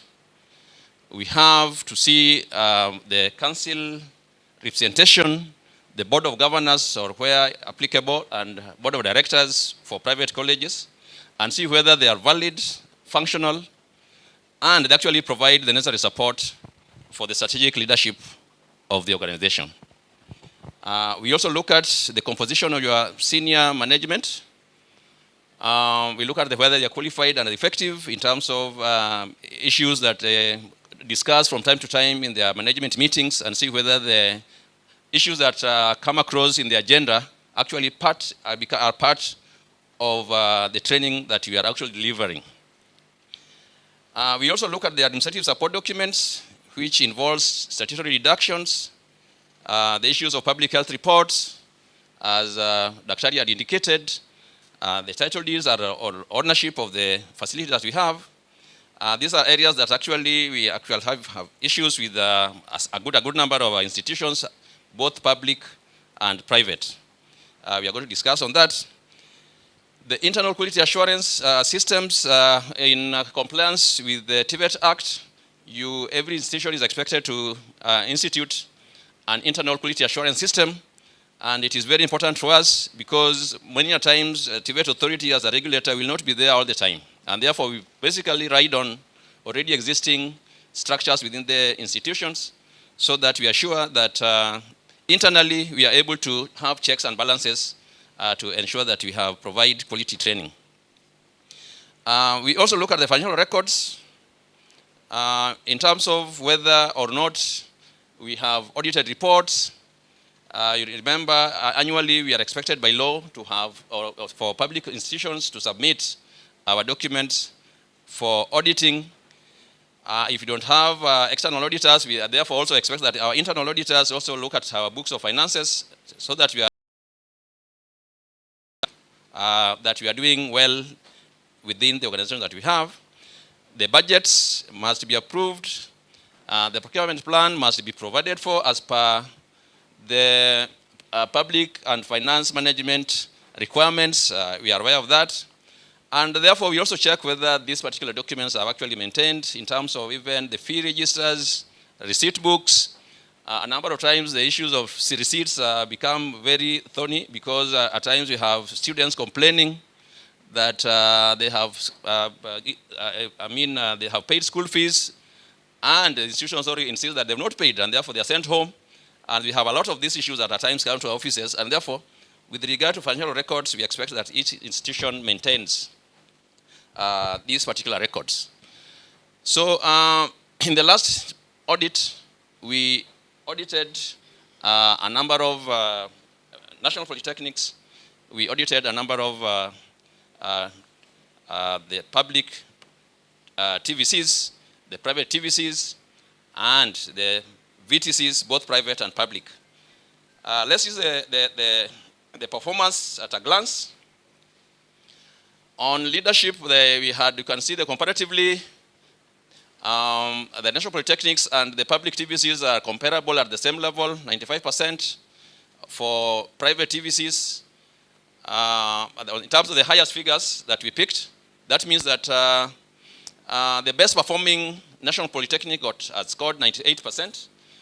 The highest performing public TVCs also got 98%. Then 95% private best performer, and we also had VTCs that also did very well at 93%, as it is, you're seeing there. The lowest cases we had, national police lowest had 76%. The lowest public TVCs got 31%. That's very sad. We also had VTCs 5%. Private TVCs got the lowest, had zero performance in that area.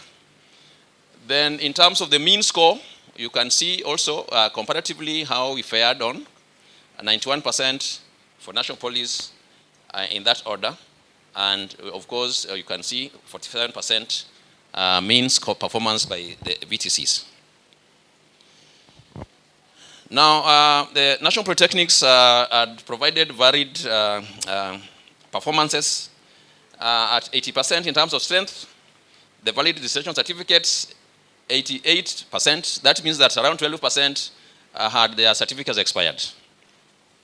That is really sad also, because when your certificate is expired, you are operating illegally.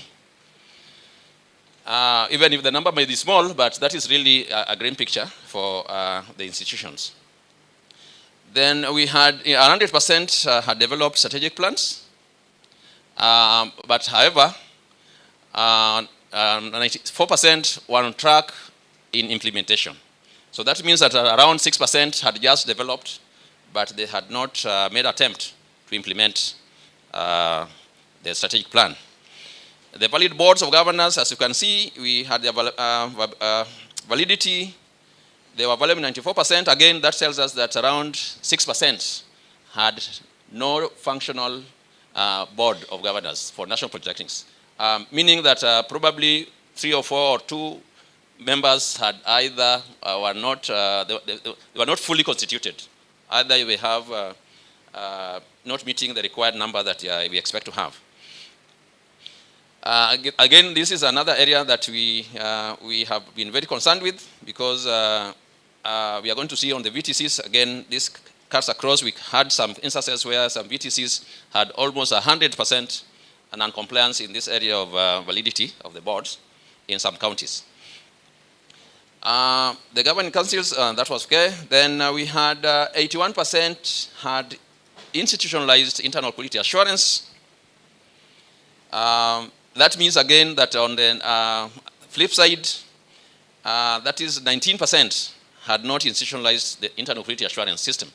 And therefore, that is not a very good thing for us, because it means that we still don't have checks and balances, our controls or monitoring going on within the institution that we are running.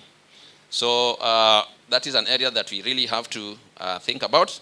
You remember it is provided for by in-law. Then we have 94% institutions had been audited by the Auditor General's Office and reports provided. Again, we therefore also encourage that institutions, once you have been audited, you try to respond accordingly to the reports, and at the same time also action the recommendations that are provided for by the Auditor General's Office. And in case that your institution is getting late to be audited, you can always request to be audited so that you are on the right books by the government. So areas of improvement already indicated. In terms of the percentages, you can see at a glance the public health report, very important in terms of safety and health. We have 19% had not provided for valid public health inspection reports. That is very sad, and as the emerging issues as currently we have, it is important that we work extra hard to invite the public health officers to come to inspect and give us reports. That should be done actually annually. Within 2 years, you should be able to have, in worst case, 13% are already indicated did not have valid registration status. They are expired. You make an effort to, as a recommendation, make an effort to apply for renewal of your registration status. The one thing that was also very sad is 25% did not have title deeds or land ownership documents. A serious case that also continuously appear in the Auditor General's Office reports among us, our institutions of learning. And therefore, you see, if you can't declare effectively your assets if you don't have a title deed, because on what basis do you now have to declare your assets? And if government must also again put up more fixed assets within the institution, and then you don't have title deed, then it's a really it is a risk that we are actually also taking. One other area of, that require improvement, 31% fail to remit legally required quality assurance fee. That is statutory requirement. We had gazetted this years back, and therefore we expect that if every institution must charge 500 shillings for each admitted student annually, so that you remit this promptly to TVET authority. We also don't expect that this figure, the 500, you must get a way of collecting this money so that we don't continuously talk about remittances from capitation. We must get a way of getting money so that it's not in any way associated with whether the government has sent capitation or not. That will make us at least work so that we move on in the right direction. That is as much as national police are concerned. I've also mentioned in terms of the recommendations, we pick them as we recommend at the same time. So that is there. You can see fast track acquisition of land ownership. We have prioritized compliance with remittances as required by law. Public TVCs at a glance. 85% had valid installation certificates, meaning 15% had not had their certificates expired. Again, they need to work on those areas. Strategic plans, we had only 87%, and only 72 out of the 87 were able to implement. Unfortunately, we came to realize that some of the institutions just make these documents for TVETA to see. You must note that these documents are not for us to be able to see, but it is for you to, it is to guide you in terms of making strategic focus and direction. It is a very important document that, again, you can also use to source for as a resource mobilization document, so that anytime that you want to even get funds from wherever, you can be able to have a document that supports your expectations. Again, public TVCs, 83% had valid boards, and on the flip side, that means that around 17% did not have valid boards of governors. So again, we expect our State Department to be promptly facilitating our public institutions in terms of ensuring that the board of governors continuously up and running as provided for by the Act. 85% of the institution had put in place internal quality assurance, which is commendable. But again, on the flip side, that means that around 15% had not made an effort towards that. We again also encourage that those institutions that have no idea on what IQA is supposed to be, we normally provide outreach services as authority to all the institutions across the country, regionally, from time to time. We encourage you to be alert so that you participate in the quality assurance trainings that we provide from time to time, so that you can be able to know exactly what we do. Areas of improvement on the flip side already mentioned. You can see it's sad story. 44% had no valid public health report, inspection reports. I just want to emphasize that public health inspection reports are mandatory, because even at the times of accreditation, when you want renewal of your license, you want to additional programs, you are applying for additional programs, we take note on this, and in the absence of that, we don't give you the service that you want, because we'll have to require it to be provided for as a compulsory requirement. Then 15%, I already mentioned that. Strategic plan, again, is 13%, had not developed, I already mentioned that. So again, in terms of, those are the figures that we have, in terms of non-compliance issues or areas that we need to improve. Again, if you look at, in the last case, a good number had failed to remit the legally required quality assurance fee, therefore undermining regulatory compliance standards. We do expect that you must mark out a formula that supports this area. It's not only in area of quality assurance, but we also look at areas on statutory deductions in terms of your payroll. We look at the issue of remittances to the relevant organizations are provided for by law, the NHIF, we call it SHIF. We look at the pay-as-you-earn. We look at the NSSF requirements, the housing levy. Those are requirements that the government wants. So again, by implication is, as institutions, you must make sure that you comply with the law. So we have already have the recommendations there. The requirements are already mentioned. The BOGs, we expect the State Department to fast track appointments of some of these bodies, I mean the council members and the BOGs as required. Private TVCs at a glance, those are the figures. 75% had valid land ownership documents, including lease agreements. That means around, again, 25% did not have valid documents. Again, that puts us in a collision course. 60% had developed strategic plans. Again, 40% had not. 60% in terms of board of governors, they normally have board of directors. Again, we expect that in the event of, for private, we do expect that you at least have a board of directors that help you to provide strategic leadership. More so when your facility is expanded in size. You remember when it's still very small, you may not need those kind of directors, but as it expands, it will be very important that you have people that support you in terms of making strategic oversight and leadership. Now, 81% had valid registration certificates. Again, that's again 19% were operating illegally. That's a very sad speak. And my boss will tell you that very soon we'll be walking around to check those who have legally to be able to so if you are one of them, kindly take note so that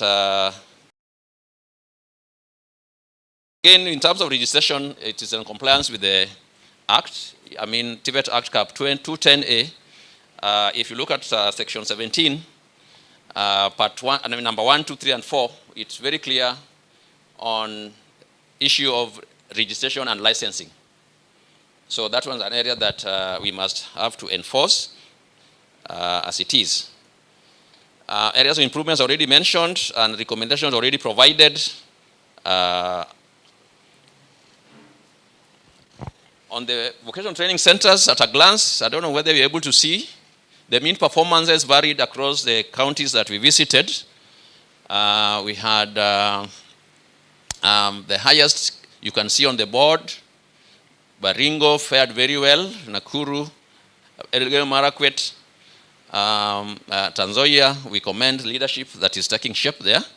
That means that we have very strong leadership at the county level to provide necessary tools. Those who are lagging behind, I know you can be able to copy a little bit from what those of us that are performing slightly better so that you can benchmark and understand what is actually being done there. Status of registration, again, if you look at it, a good number, we have status of registration and development strategic plan. Registration status was a bit wanting in most of our institutions.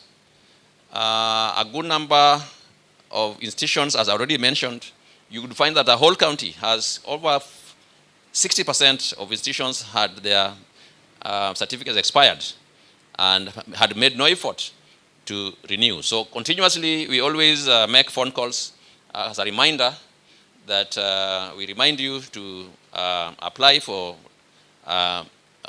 renewal of your status from time to time. At times we do reminders, and when we do reminders, we still don't get very good responses from some of us. So you remember, if you are not, your status is illegal, then you're also not supposed to consume government resources. Because again, you are going to be doing it illegally. So we do therefore expect that you comply with your status so that we move.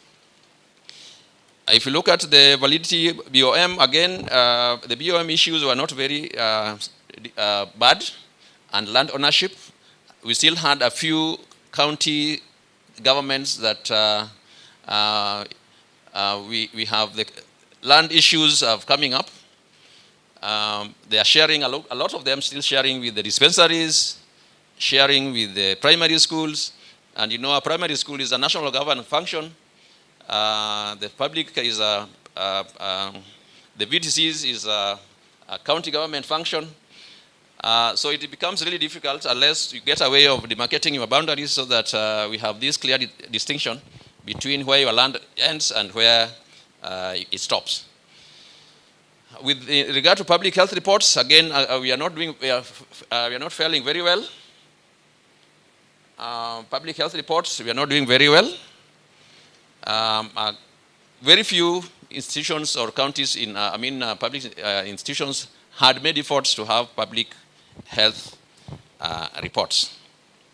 Again, the percentage is there.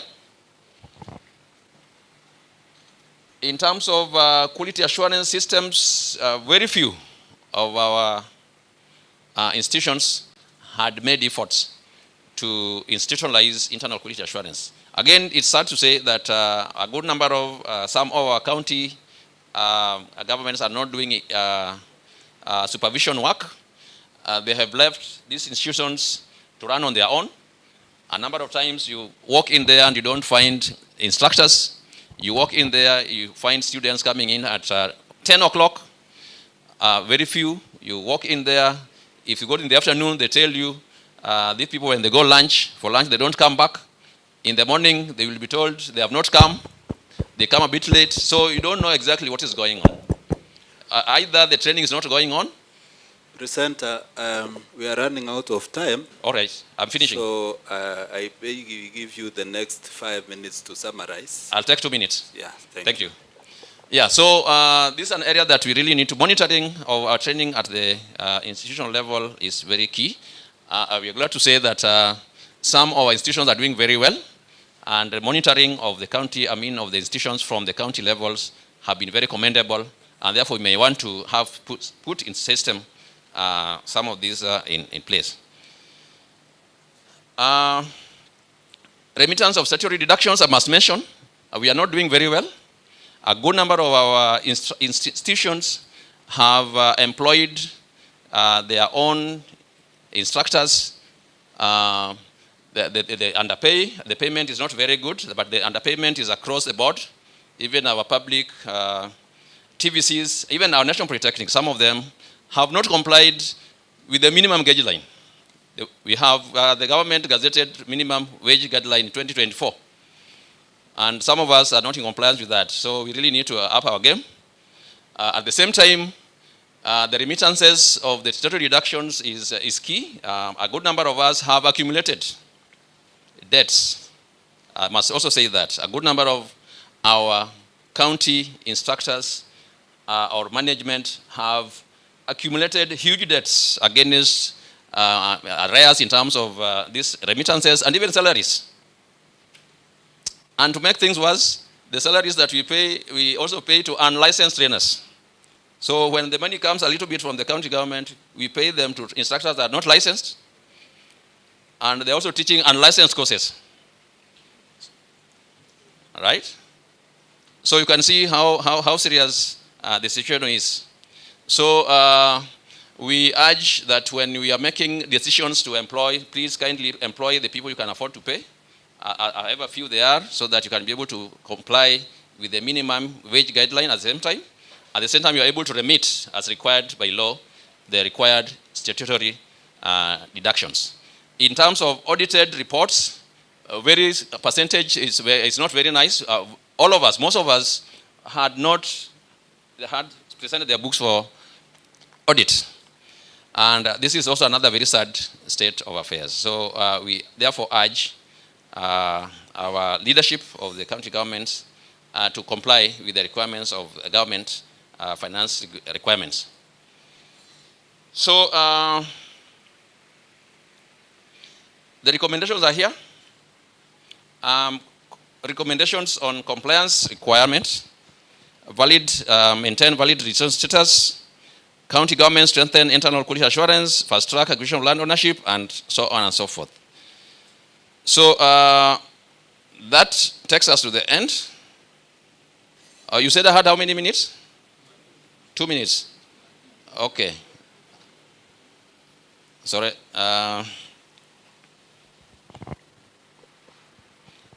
We already mentioned something on the human resource issues, the staff records. We check on staff records on human resource. Trainers' workload is something that we must really think about. The workload required is 28 for 28 hours per week. We have seen instances where our trainers work throughout the day. They don't have time to prepare for classes. They have no time to attend to students when they need help. And therefore, the 28 is a requirement that we must have. A number of our institutions are going above that requirement. The capacity building plans are not very nice in terms of most across the board. We must attempt to present our trainees or trainers for capacity building so that we can be able to retool them to be able to provide the necessary tools that they need. The HR policies is an existing in some of our institutions. We had noticed that, and where the policies are there, some of them are not implemented. Again, in some institutions, they have not attempted to put any human resource policy in place, and that is really sad for management or human resource functions. Performance management, again, we have, the government expects that we do a continuous annual appraisal or performance.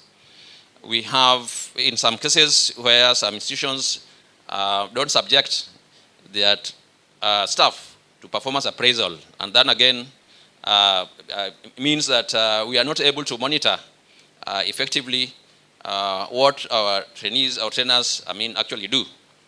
In terms of career progression guidelines, again, this is non-existent in most of our institutions, both public and private. In terms of trying to progression guidelines so that you are able to know that you can start from point A and maybe leave at point B for purposes of retention and motivation. Trainers qualification framework, Daktari had mentioned. We had instances when trainers, institutions don't comply with that. This is very, very rampant in private colleges and the VTCs.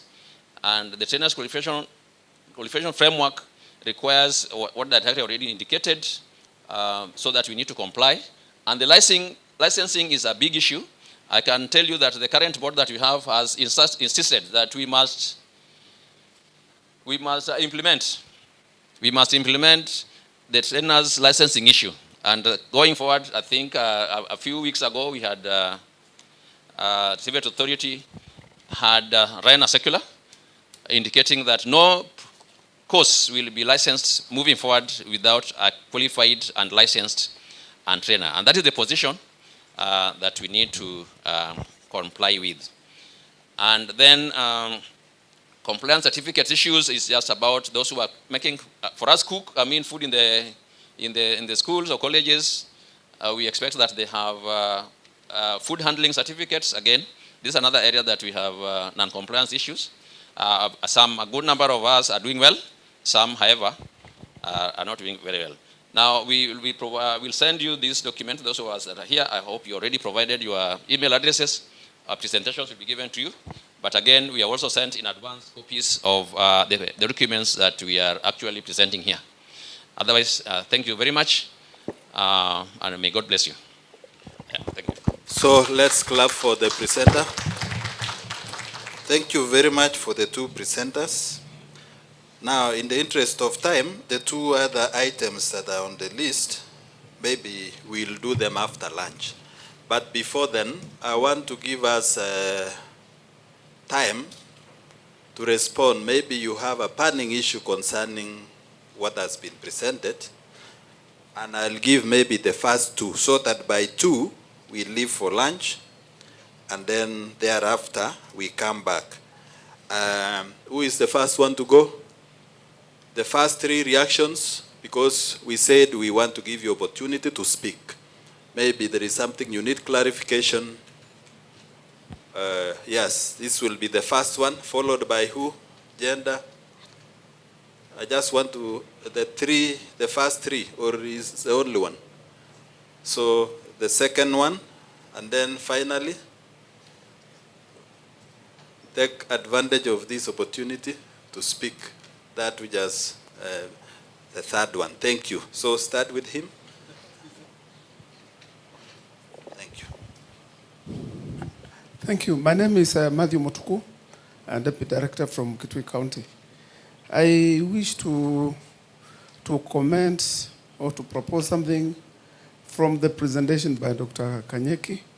This is on methodology of audit, and especially on the exit meetings with the VTCs, especially vocational training centers. You find that vocational training centers are slightly different from the other institutions under the national government. They do not deal with the resources directly. And therefore, some of the recommendations, especially which touch on infrastructure, need to be understood as soon as possible by the county government. So I'm requesting that the exit meetings to the VTCs be extended to the county departments in charge of vocational training. Thank you. Second. Thank you. So we go to the next. Who was the next? Madam there. Yeah. And you introduce yourself, your name, the county, and then you continue. My name is Faith Muli from Machakos County. Mine is just a simple clarification or comment from the presenters, because it kept on coming on the prior learning. And this is in case where, or it pertains to where some of the students are going, the technical students are going to the industries, and the people whom they are finding in the industries, they know the work very well, and then they don't have the certificate. So what are you doing with the prior learning certificates for those people? Thank you. Thank you very much. I rise here to support what my counterpart from the other county has mentioned on the unique aspect of our VTCs as run by the county governments. Sometimes the standards of audit criteria I'm seeing you using do not directly apply to us. So county governments may be ranked as seriously underperforming based on the nature of operation that we have them under county governments. But my question, I'm seeking clarification on capitation to vocational training. The clarity about policy, I joined the county government recently, but then I've heard that when the county governments were starting, there was some capitation that was directly coming from the national government to our county vocational training centers. Some clarity around that, whether it's still coming through a different channel or it was stopped, and if so, whether there is any, I want to call it structural framework that would govern capitation for VTC students under counties, rather than just having it left free at the will of individual counties to have it at their own levels. Thank you. That was my question. Okay, thank you very much. Is another person? Oh, there is one more. Okay, thank you. I'm Ayeko Joseph. I'm looking at the VTC levels. As my colleagues have said, it's a bit unique. Let me look at the, that's TVET Act. yes, it affects the VTCs. However, we have some regulations which were developed by the county government. Sometimes you look at it, you see them, they are conflicting with the TVET Act. Like now, look at the formation of BOG. Some of us have not even transited to the new regulations in Napata. Some of us are using maybe the Moya's guideline. You see, it becomes a challenge. Comes to the issue of audit. You know, I don't know who is supposed to audit the VTCs, because is it the county government or national audit? There's that issue which arises, although the VTC normally receives small amount of money, and how is it supposed to be done? Then there is also the issue of quality. You find a VTC has one instructor.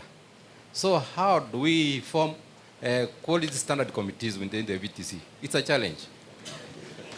Thank you. So we'll respond to that. Let's respond to the first set, and then we'll see if we can. So I'll call upon Dr. Wanyeki to respond to the first two. There's one more, sir. Is it the only one? No, yes. There is another one there also. Can they come as the second? We'll give them an opportunity. So you'll respond to the first two. I'll also request the one touching on financing, the representative of the PS to respond, or the State Department. And then the last one also, Wanyeki, I think you can. Okay, the DG will respond to the last one of Ayeko about conflicting regulation and who should be doing quality assurance in VTCs. Yeah, I think that way. Thank you. Okay, thank you very much, Director. On the first one on exit meeting, that was more of a recommendation. And you'll bear us witness that we have been doing it with the county government. We'll strengthen our exit meeting with the county government. We audited Kitui County. Yes. We audited Kitui County, and the auditors did an exit meeting with the county officials. We also did the same to Machakos, and even I think here it was not done. But we are going to strengthen that. We have taken up the recommendation. And also, while sharing back the reports, we will ensure we also share with the county governments so that you support in the implementation of the recommendation, the audit recommendation. On the second issue from Prof on prior learning, as I mentioned, this is an area that the government is taking very serious, and the government has put in place very good measures to ensure that we recognize skills that have been earned formally, informally, and non-formally. The first thing that the government has done is that now we have a policy, a recognition of prior learning policy that was approved by our cabinet. We went ahead to develop the recognition of prior learning standards and guidelines as TVET authority that will guide the institutions that will be implementing recognition of prior learning. Further to it, we have accredited quite a number, Mwanzia might give us the number later, quite a good number of institutions to be centers for recognition of prior learning, where they have been accredited to offer recognition of prior learning. So that is to make access to the people. The other thing that we have done is that we have sensitized the people about the presence of recognition of prior learning, because you see, you can't force that person in the informal sector to come and acquire formal skills. It's for you to provide the necessary infrastructure, make it accessible. The current fee to RPL is very subsidized. You saw a circular from government on what government institutions should charge as assessment fee for RPL. And we have sensitized them. So it's now upon them now to appear in the center as claimant, and their qualifications will be validated, recognized, and certified. That's what we have done. And we continue sensitizing them. And in big government projects like the affordable housing, they have an element of skilling, where recognition of prior learning is going hand in hand with the infrastructure development. But for the others in the informal sector, what we have done is making it accessible, sensitizing them so that they know at any given time, whenever they want their skills to be validated, recognized, and certified, they can access a registered and recognized institution and have their qualification verified. Thank you. Thank you very much. Can we give a representative of the PS first to respond to whether that conditional grant still comes to you or it is not coming? Welcome, sir. Can you maybe explain to them? Thank you so much, my brother, for that. And let me say that we had something we used to call conditional grant for the VTCs. I believe it ran for about 3 years, from the year 2018, 2019, 2020. But then after that, the Council of Governors agitated, and they said that this should be considered as an equitable share of their revenue, so that igie kwa hiyo nyungu ya COG. And there is nothing you could do. Actually, it is us as a ministry who had agitated for that conditional grant. So it came, we just ran it for only 3 years. Then the COG said, this is our money. And they were given the money. So that now they can manage. When we were running it for the 3 years, every student was getting 15,000 per year. For those who were there by then, they know that. Every student was getting 15,000. On top of that, we had some little money for development. And that is why you could see that the infrastructures were good.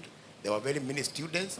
But when now the Council of Governors said it is them to run the show, there is nothing you could have done. So the money was taken to COG. And of course, by COG extension, anasema maybe county government, CEC, musisikia vibaya, because that is it. That's the position. Thank you. Thank you very much. Yes, for that.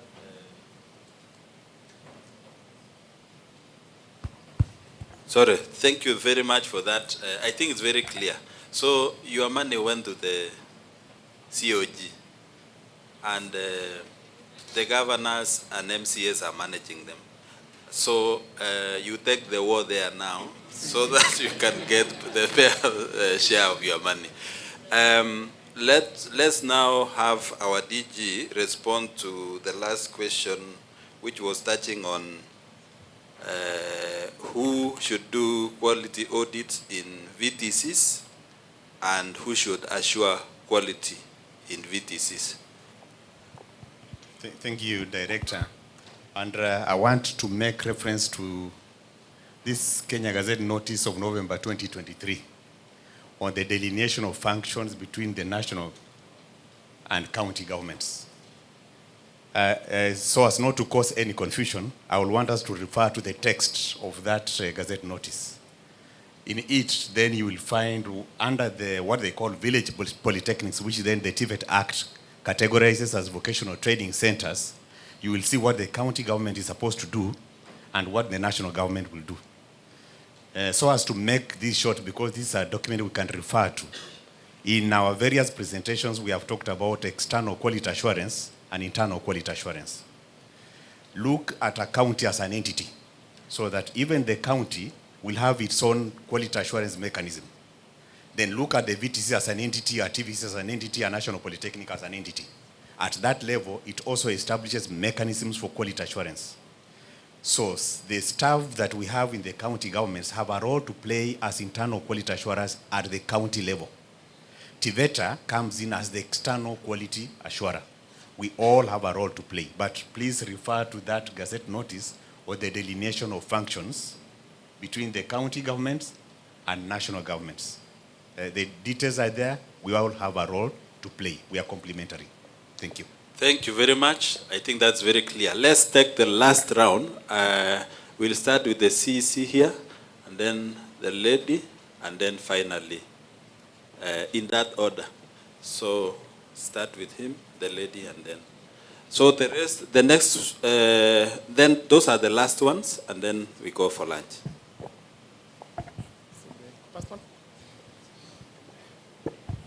Thank you for this opportunity. I would like to give 2 or so comments. First of all is about the qualifications of the trainers. You find we have a number of them who do not have the pedagogy qualifications, especially those who are devolved from the national government, which was actually not a requirement then for pedagogy. Though now, when the counties are employing, I believe that is now given priority. How do you deal with those who do not have that qualification? We've made efforts to encourage them to go back for qualification. Most of them are aged. They are seeing no sense of going back to school.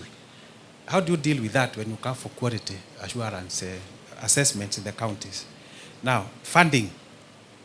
I do not want to let the PS out of the hook yet. As much as the conditional grant was just made unconditional, so the VTCs are left at the mercy of the county government budgeting process. So if it's not priority, then of course the VTCs suffer. But what is the authority doing to lobby, to pressurize the COG, the governors, so that some funding can be allocated to VTCs? Because without funding, infrastructure suffers. Without infrastructure, you not attract students. And then when you come for assessment, you tell us that we have low numbers, but without being cognizant of the fact that you may not attract these students. Remember what somebody said, that TVETs are looked at as the praise for dumping those who failed. It's made worse if there's no infrastructure. So my question to the PS is, what is being done so that we can lobby, we can pressurize that funding for TVETs is as priority as health or other places. Now, yes, please clap well, clap well. Of course, somebody mentioned about audit. Are you referring to internal audit or canal audit? Because oftentimes, the canal comes to audit the entire county. So, in the process of sampling, they may sample a few aspects. Remember, some of the funding that we seek is through fees. And when you ask for fees, if you had 10 students, you lose 8. However minimum fee you're asking for. And then, so that oftentimes sometimes you get local arrangements where you leave that to the BOMs. You find some VTCs, you go to an extent of asking for fees in kind. So that if a parent has some beans, you can bring that, the other feed on it, that is quantified to some level of fees, and the VTC, because of poor funding.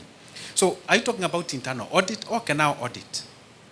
And will internal audit be acceptable when you come to assessment? I want to mention something about land ownership. Land ownership. Some of the VTCs, they are dwelling on land donated by other government institutions. For example, primary schools who have donated a few acres to a VTC. And of course, the process of getting documentation is tedious. Before you get that title deed, it's really tedious. Then you are facing a new problem now. We have national polytechnics which have come in. Some of them have their land donated by the same primary school. Now these national polytechnics want to take over the VTC. For lack of a better word, swallow the VTC. So you find a war now has started. And we were asking ourselves, are we serving different Wajikos? Because the aim is to teach, to empower, students with skills. So, from the TVETA perspective, how do we coexist? Yeah, that's all. Thank you. Thank you for those very important points. Let's take the second. Good afternoon, everyone. I'm Vivian. On behalf of deaf community, I only have 2 questions. One, how does the quality audit address the needs of learners with disability, especially deaf students? 2, what measures are being taken to improve communication between deaf students and trainers in TVET colleges? Thank you. Thank you. The last one.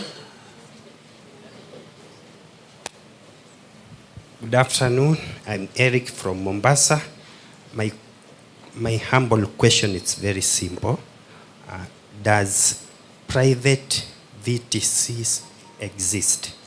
Yeah, because in Mombasa, you find that there are more institutions, in fact, majority, which are meant to be VTCs, private VTCs, but if you go deeper, you find that they've been registered as private TVC.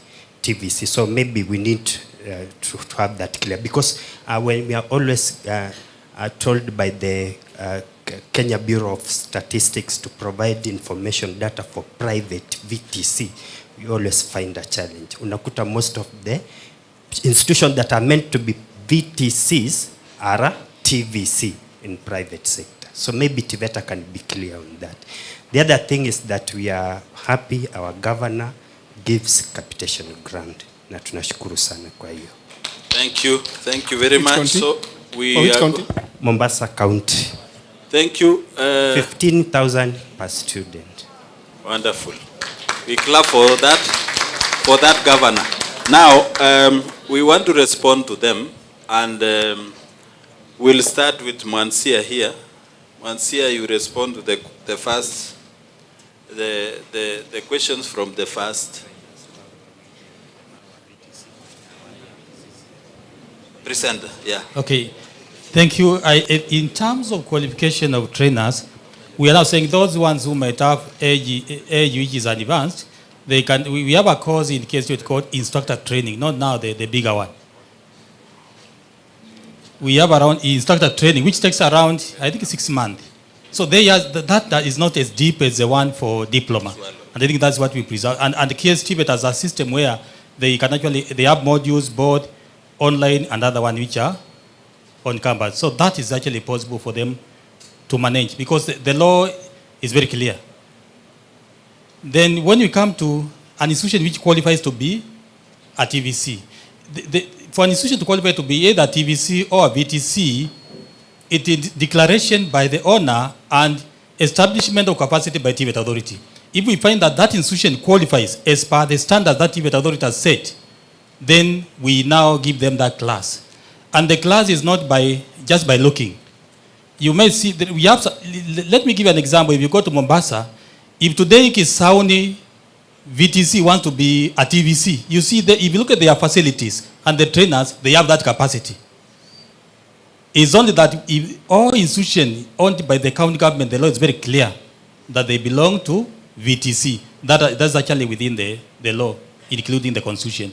So I think that's very clear. Thank you. Thank you.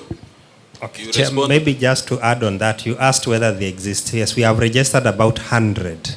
They are not very many, but we have about 100 accredited private VTCs. Public are very many in that area, over 100, which are registered by us. Thank you. So you've answered even question 3. You have not, I think,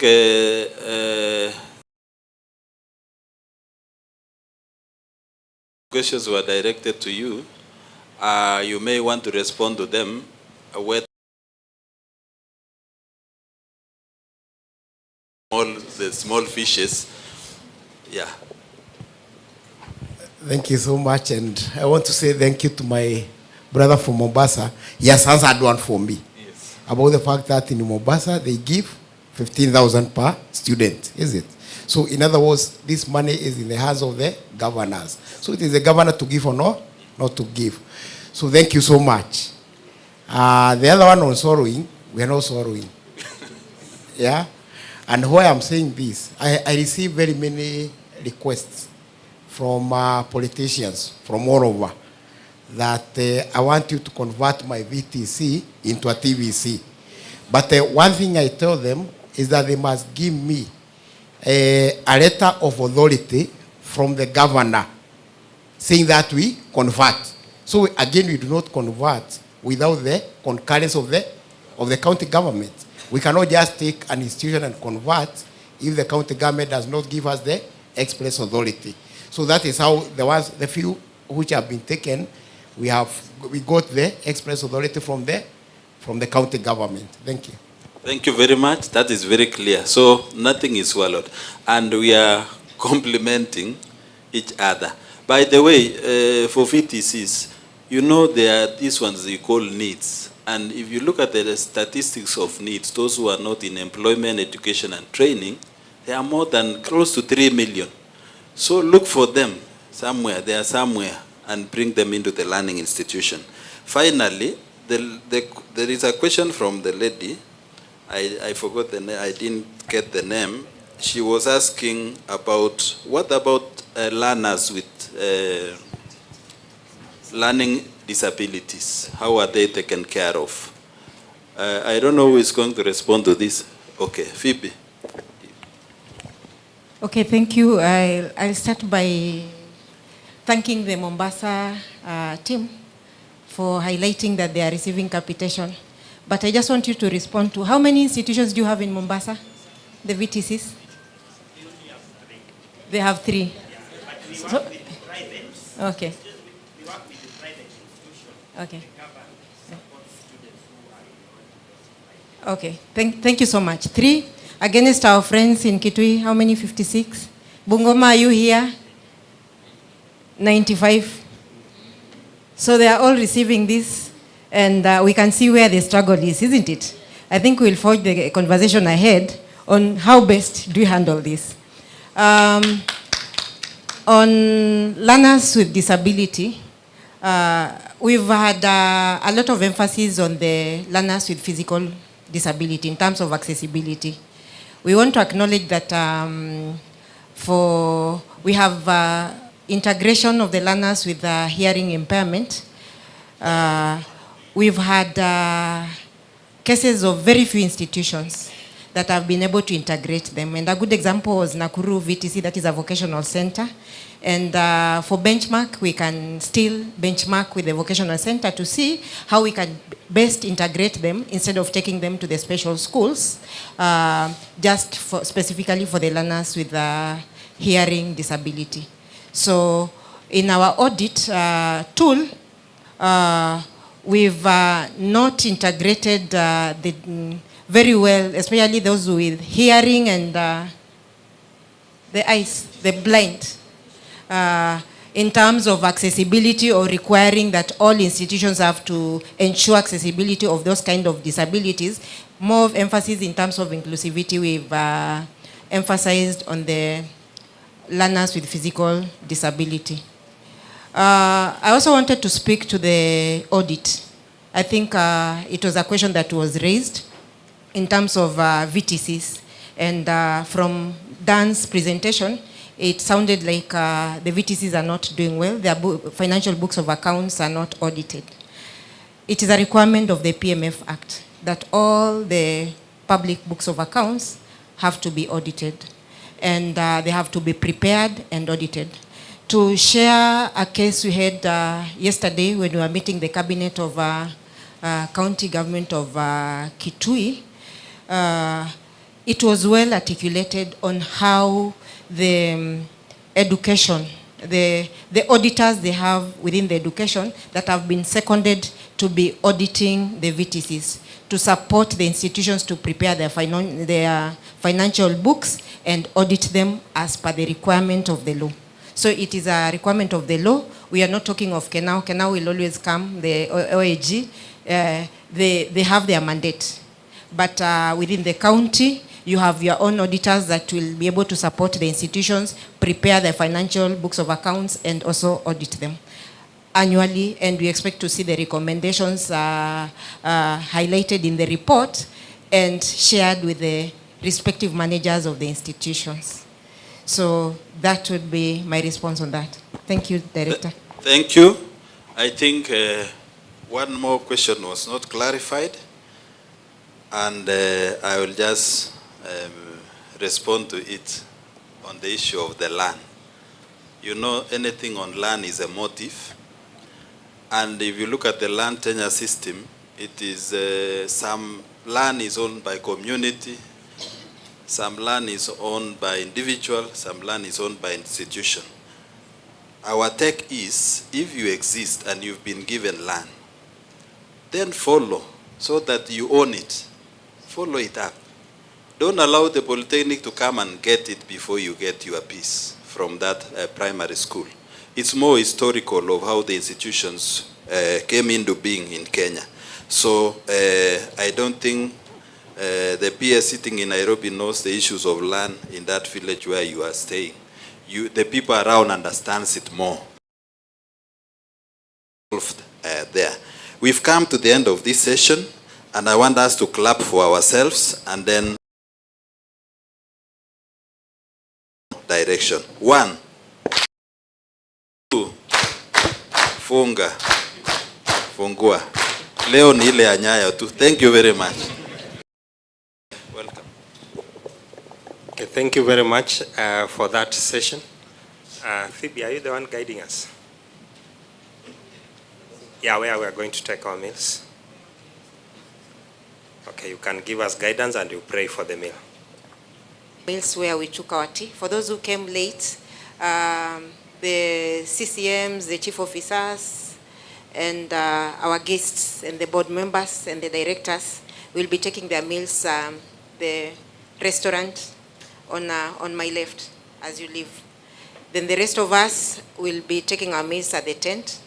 If we have the drivers and the security and maybe they are not able to fit there, we also have another space on. We just only need to agree how many. Sorry? Will 30 minutes be sufficient? So that for those who've been not able to settle, they have some allowance to get spaces to spend their night. So if we save on lunch break, then we'll save on the time we are going to leave here. Like for me, I really want to be here for the longest. So if 1 hour, we give it like 30 minutes.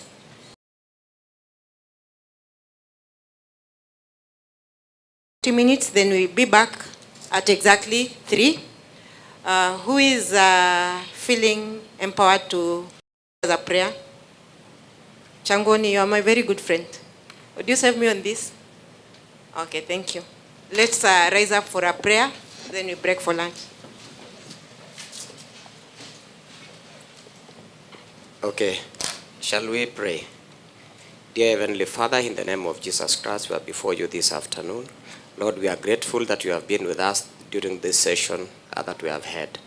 We want to pray, Father, that as we go and take our lunch, we want to commit it before your able hands. We want to pray that you may sanctify it and let it be of